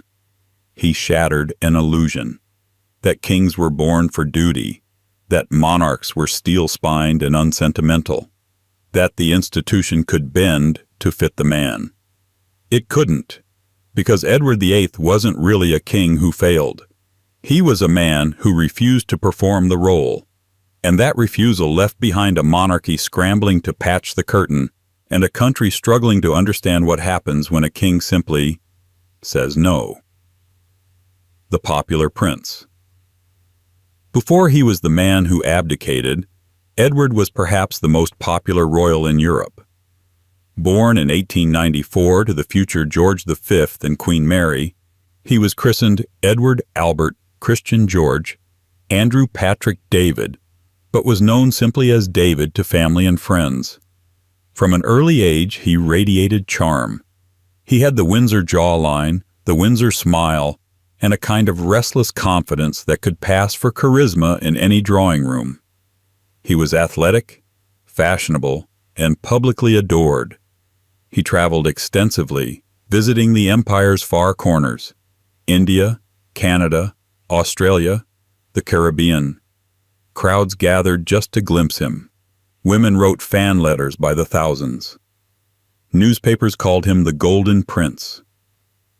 He embodied modern royalty, relatable, energetic, slightly glamorous. And in the rapidly changing world of the 1920s, that mattered. But for all the fanfare, the prince was privately adrift. He found the rituals of monarchy tedious, the responsibilities dull, the expectations suffocating. He preferred nightclubs to ceremonies, cocktails to correspondences, and companions to counselors. He was the crown's most dazzling jewel, and its most brittle one. And then he met Wallis. The American question. Wallis Simpson was everything a future queen consort was not supposed to be. She was twice divorced, American, witty, stylish, and entirely uninterested in pretending to be less than she was. She and Edward met in the early 1930s and quickly became inseparable. She was not his first mistress, but she was the last one that mattered. By 1934, they were traveling together, dining together, photographed together, sometimes discreetly, sometimes not. The press in Britain stayed largely silent due to informal agreements with Buckingham Palace. But the foreign press didn't, and neither did the government. When Edward ascended the throne in January 1936, following the death of George V, he made it clear he intended to marry Wallis. That single decision, utterly private, deeply personal, ignited a constitutional crisis. The crisis. At the core of the problem was not love, it was law. As king, Edward VIII was also supreme governor of the Church of England. The church, at the time, forbade the remarriage of divorced persons if their former spouses were still alive. Wallis had 2 living ex-husbands. To marry her, Edward needed either an exception from the church, a change in the law, a willingness to marry in defiance of both. None of those happened. Prime Minister Stanley Baldwin told him plainly, the government would not support the marriage. If he insisted, they would resign. The Commonwealth realms, Canada, Australia, South Africa, New Zealand, agreed. The monarchy, they argued, must be above controversy. And so Edward was faced with a decision: abdicate the throne, or give up the woman he loved. He chose the first. The abdication. On December 10, 1936, Edward signed the instrument of abdication. The next evening, he gave a radio address from Windsor Castle, his voice calm, almost eerily composed. I have found it impossible to carry the heavy burden of responsibility and to discharge my duties as king as I would wish to do without the help and support of the woman I love. It was the first time a British monarch had ever abdicated voluntarily. The country was stunned. Some cheered him, others condemned him. Most, frankly, didn't know what to think. Was it romantic? Or reckless? Was he a man ahead of his time? Or a man who simply didn't want the job? The monarchy didn't wait to answer. The next day, his younger brother, Bertie, became King George VI. Edward was given a new title, the Duke of Windsor. And with that, he left the stage. The Duke in exile. Edward married Wallis Simpson in June 1937 in France. No royal family members attended. The ceremony was tasteful, private, and symbolically final. He had made his choice. And now he would live with it. They lived mostly in France, occasionally in New York, briefly in the Bahamas, where Edward served as governor during World War II, a largely symbolic role, designed to keep him occupied and far from European politics. But rumors swirled, whispers of Nazi sympathies, of visits to Germany, of letters and meetings with high-ranking officials. None of it ever confirmed definitively, but none of it forgotten either. Edward denied the allegations, claimed he had been misunderstood, misrepresented. But suspicion lingered. The Duke of Windsor became something of a permanent guest, a man without a court, a title without a throne. The royal family kept him at arm's length. Wallis remained unrecognized as Her Royal Highness. Public appearances were limited. His name rarely mentioned at official events. It was exile with velvet ropes, and it lasted for decades. The long, uneasy twilight. In the post-war years, the Duke and Duchess of Windsor became high society regulars. They hosted dinner parties in Paris, appeared in fashion spreads, were seen at galas, art auctions, fundraisers. Wallis became a style icon. Edward, in tailored suits and waxed mustache, posed like a monarch from a parallel universe. But time was unkind. The public's fascination faded. The monarchy reinvented itself under George VI, then again under Queen Elizabeth II, Edward's niece. The scandals softened, but the distance never did. He wrote memoirs, A King's Story, which sold well but revealed little. Always careful, always polished, always circling around the question everyone still asked. Why did he do it? He said it was love. But others pointed out that abdication also spared him a reign he didn't want, a life he found restrictive, a job for which he had neither temperament nor interest. He had walked away from the hardest job in the country, and no one had ever figured out whether that made him brave or cowardly. The final years. In the late 1960s, Edward's health declined. He suffered from a range of ailments, most notably throat cancer, a result of decades of smoking. His voice grew weaker. His public appearances ceased. He and Wallis retreated deeper into seclusion. Their villa in the Bois de Boulogne became a private mausoleum of royal photographs, porcelain dogs, silver trays, souvenirs of a life half lived and half fled.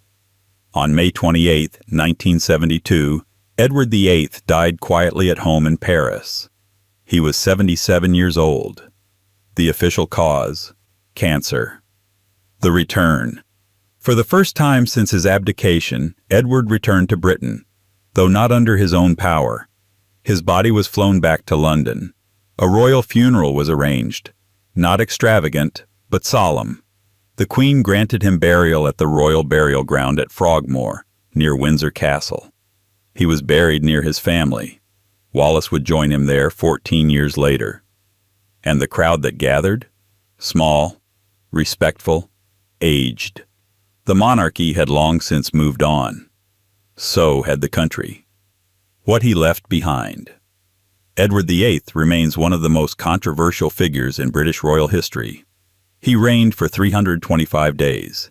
He signed no major legislation, oversaw no wars, made no lasting reforms. His legacy was not built through action, but through inaction.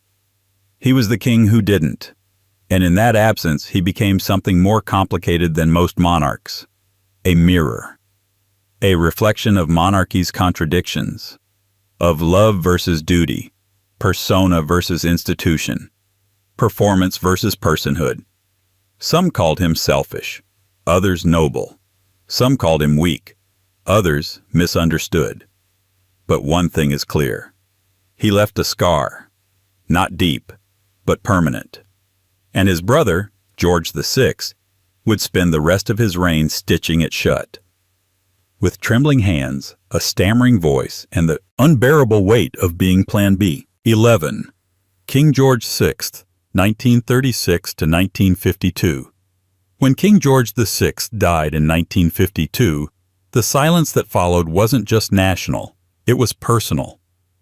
Britain hadn't just lost a monarch, it had lost a man it had grown to love reluctantly, then fiercely. A king who wasn't born to rule, didn't want to rule, and yet, once called, never flinched. His life was a contradiction in motion. A stammering voice that steadied a war-torn nation. A shy man thrust into an extrovert's role. A reserved father whose private tenderness was carefully hidden behind medals and ceremony. And when he died, people mourned him not for the length of his reign, but for the sheer emotional weight of it. He had been their wartime king, their reluctant rock, their quietly suffering sovereign. His death was a reminder, not of grandeur lost, but of fragility born with dignity. Because George VI didn't shine like his brother. He endured. And in the end, it was endurance that saved the crown. The spare Albert Frederick Arthur George was born in 1895, the second son of George V and Queen Mary. Known in the family as Bertie, he was not bred for kingship. That honor went to his elder brother David, the dazzling, headstrong heir who would become Edward VIII, and famously abandon the throne. Bertie, meanwhile, was quiet, timid, cautiously obedient. He stammered, not occasionally, not mildly. It was a paralyzing speech impediment, one that made public appearances excruciating and formal speeches borderline catastrophic. As a child, he was left-handed but was forced to use his right. He was shy but forced to perform. In royal life, adaptation is not optional. It is baked into the furniture. He did what second sons were supposed to do, served in the Royal Navy during World War I, attended the usual schools, married the quiet and deeply capable Elizabeth Bowes-Lyon, fathered 2 daughters, Elizabeth and Margaret, the nuclear royal family, and for a time he was content to orbit the throne, close enough to perform, far enough to avoid the glare. But in 1936, everything changed. The accidental king. When Edward VIII abdicated the throne in order to marry Wallis Simpson, it was not just a constitutional crisis. It was a personal earthquake. Bertie was appalled. not simply because of the scandal, but because of what it meant for him. He would now be king, a role he never asked for, never trained for, and, most frightening of all, would now have to perform under relentless public scrutiny. He reportedly broke down in tears when told, but he accepted. On December 11, 1936, he became King George VI. The name itself was a calculated choice, reaching back to his father's legacy, skipping over his brother entirely. It was a subtle rebuke and a signal of stability. We are not starting fresh. We are continuing forward. He had never been a natural speaker. Now he had to address the empire. He had never been a natural leader. Now he had to lead through war. He had never wanted to be king. Now he was the one thing his brother could never be: reliable. The stammering voice of strength. From the start, George VI's struggle with public speaking became a national metaphor. His 1937 coronation was performed with stoic composure, but his radio speeches, especially in the early days, were raw with effort. Every pause, every breath, every hesitation became a symbol of the burden he carried. The nation listened not for eloquence, but for courage. He worked tirelessly with speech therapists, most notably Lionel Logue, an Australian specialist whose relationship with the king would later become the subject of the Oscar-winning film The King's Speech. But the real story wasn't cinematic polish. It was grinding persistence. He read speeches aloud dozens of times, practiced every syllable, marked scripts with phonetic pauses, faced the microphone with a mix of terror and resolve. And the people heard it. In the era of fascist orators, Hitler, Mussolini, Stalin, George VI's voice was halting, imperfect, human. And in that humanity, he became something rare, believable. He didn't speak to dominate. He spoke to connect. The war years. When World War II broke out in 1939, George VI's role was not to lead the war effort. He left that to Churchill, but to personify resilience. And he did. He refused to flee London, even as bombs fell during the Blitz. He and Queen Elizabeth remained at Buckingham Palace, once nearly killed by a German bomb that landed in the courtyard. He visited bomb sites, toured hospitals, walked through rubble with soot on his shoes, not as performance, but as presence. In 1940, when France fell and Britain stood alone, George VI was there, not as strategist, but as symbol, a father figure for a country on the edge of despair. When Churchill delivered thunder, George delivered steadiness. The monarchy, which had seemed antiquated just years earlier, was suddenly crucial again, not because people believed in its divine right, but because they needed something to believe in. And George, quietly, filled that space. Family man, fragile man. Behind palace walls, George VI was affectionate, private, prone to fits of emotion when alone. He adored his daughters. He doted on his wife.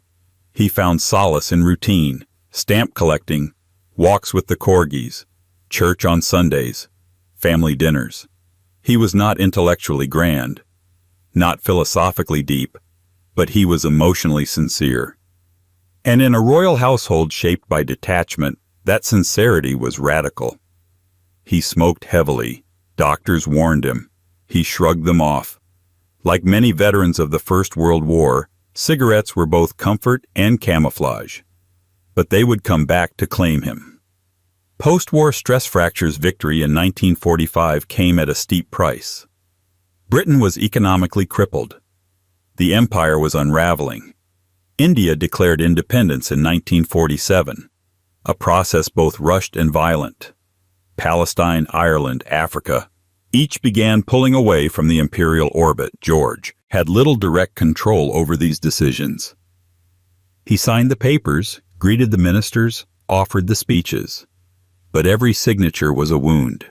The idea of Britain he had grown up with, the idea of Britain as empire, was slipping through his fingers.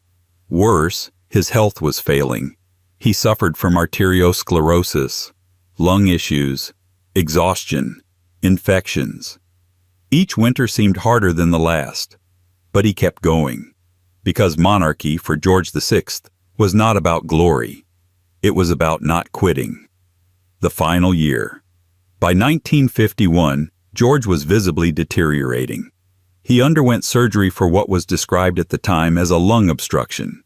In reality, his left lung was entirely removed, cancerous, a diagnosis quietly buried in euphemisms and press releases.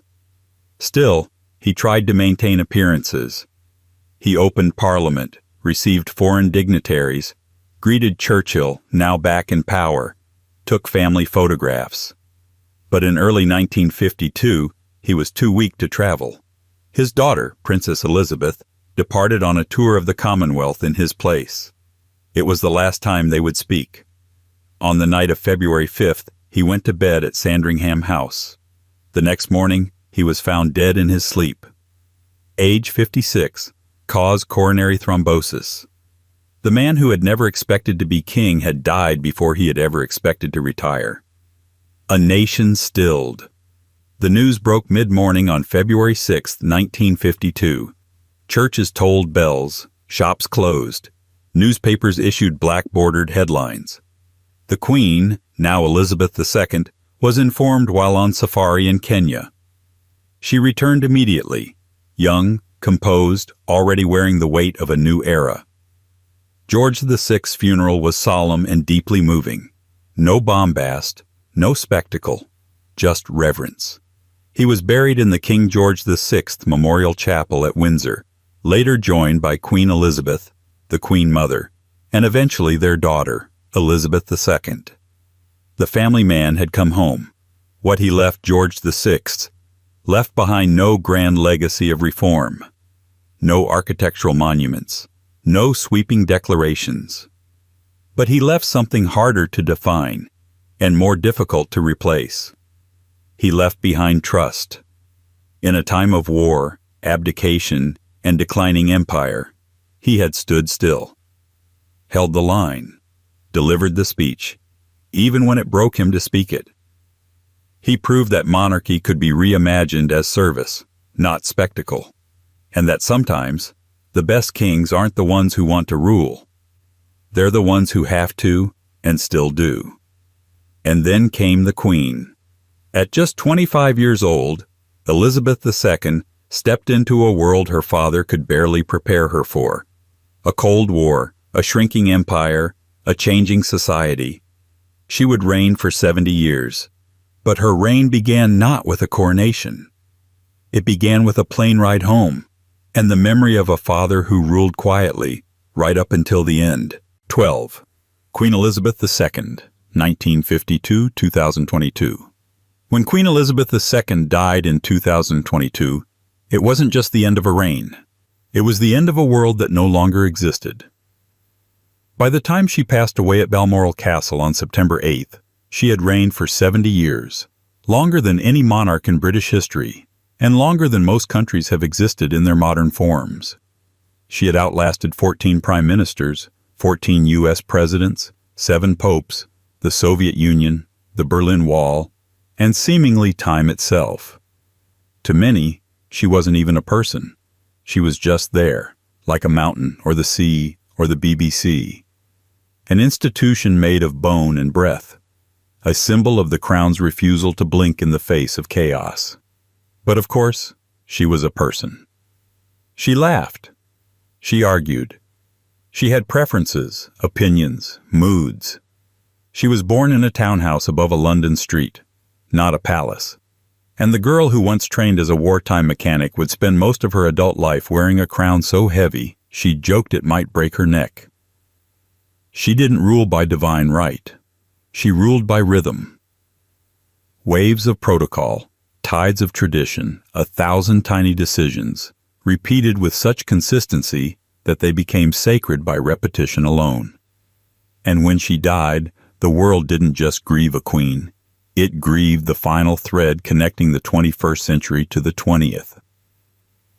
The unexpected heiress. Elizabeth Alexandra.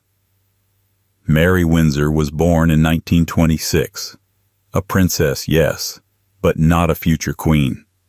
Her father, Albert, later George VI, was the Duke of York, the shy second son of King George V. Her uncle, Edward VIII, was heir to the throne. The plan was clear. Elizabeth would live a life of privilege and relative obscurity.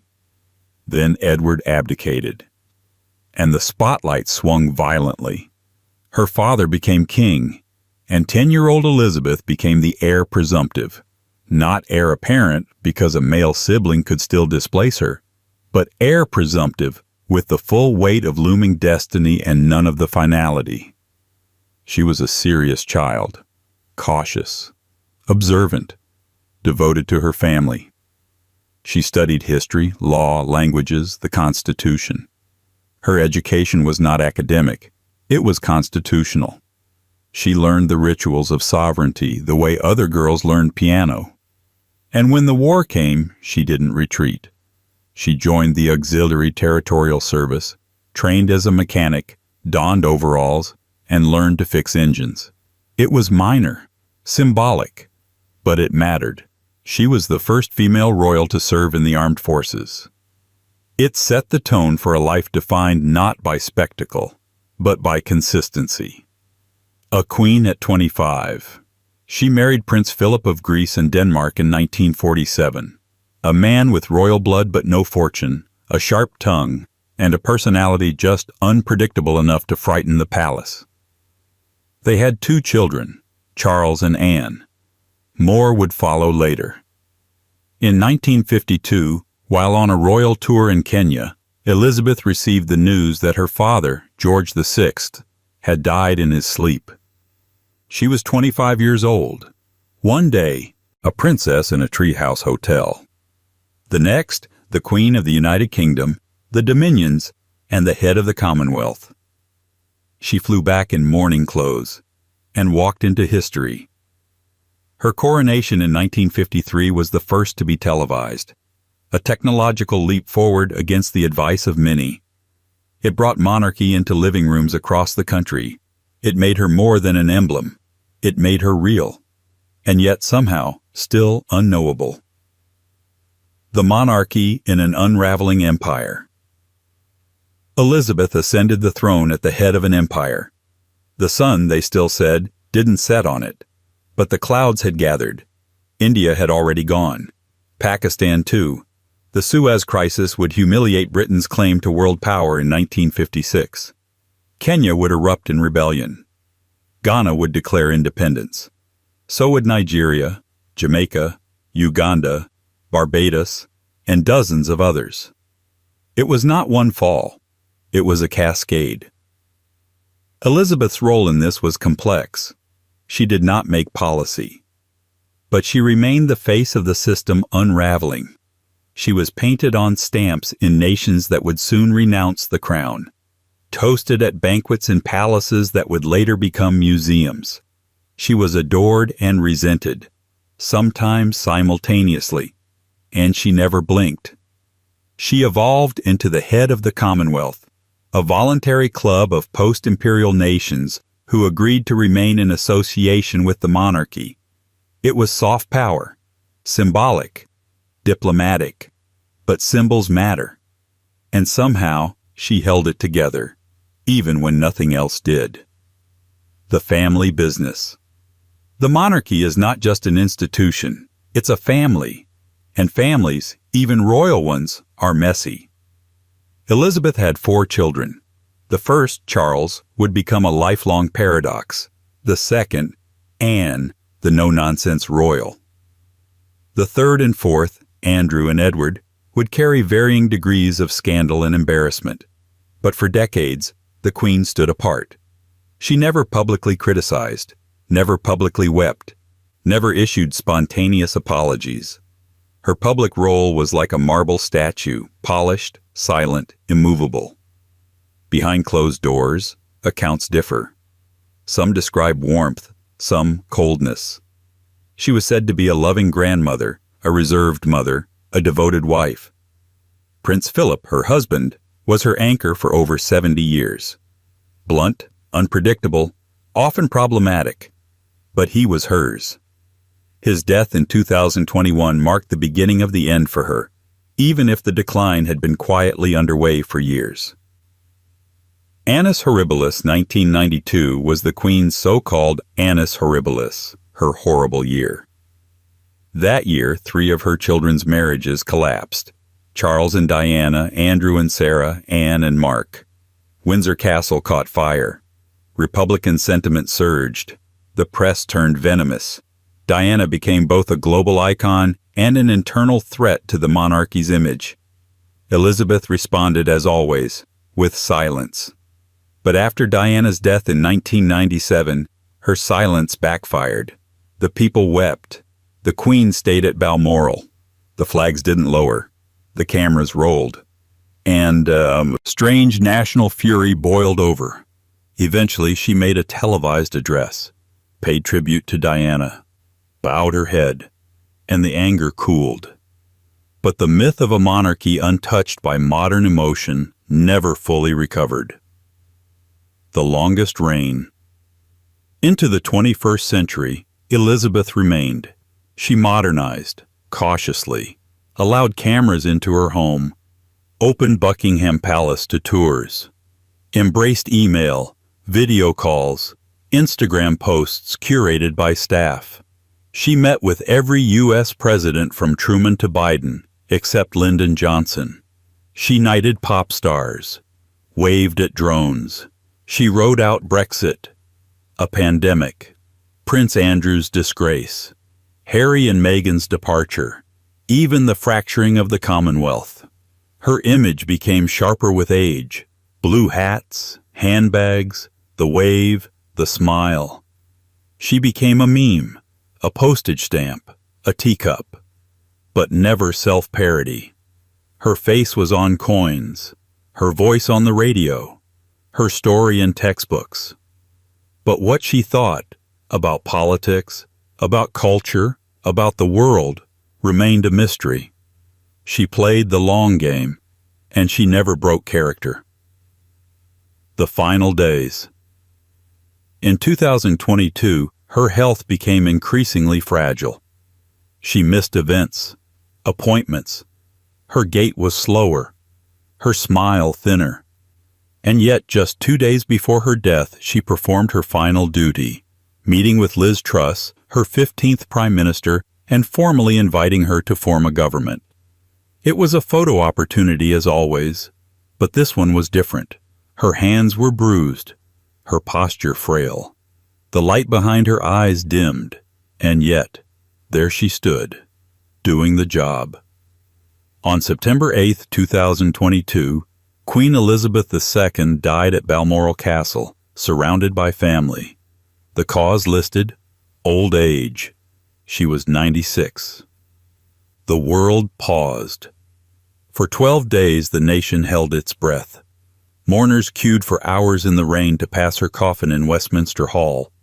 Streets flooded with flowers. Bells tolled, horses paced, bagpipes sang. It was a national exhale. A generation releasing something it didn't know it had been holding. She had been queen for so long that her death wasn't just a loss. It was a recalibration of identity, of memory, of time. What she left. Queen Elizabeth II didn't reshape Britain. She preserved it. Through war, scandal, cultural revolutions, global shifts, she remained the fixed point. The human constant in a country that couldn't stop changing. She never ruled in the traditional sense, but she reigned, relentlessly, faithfully, consistently. And in doing so, she kept the monarchy relevant long after relevance became optional. Some called her remote, others wise. Some wished she'd spoken up. Others thanked her for never doing so. But everyone agreed on one thing: there would never be another like her, because she wasn't just the Queen of the United Kingdom. She was the last queen of a century that believed in queens. And now,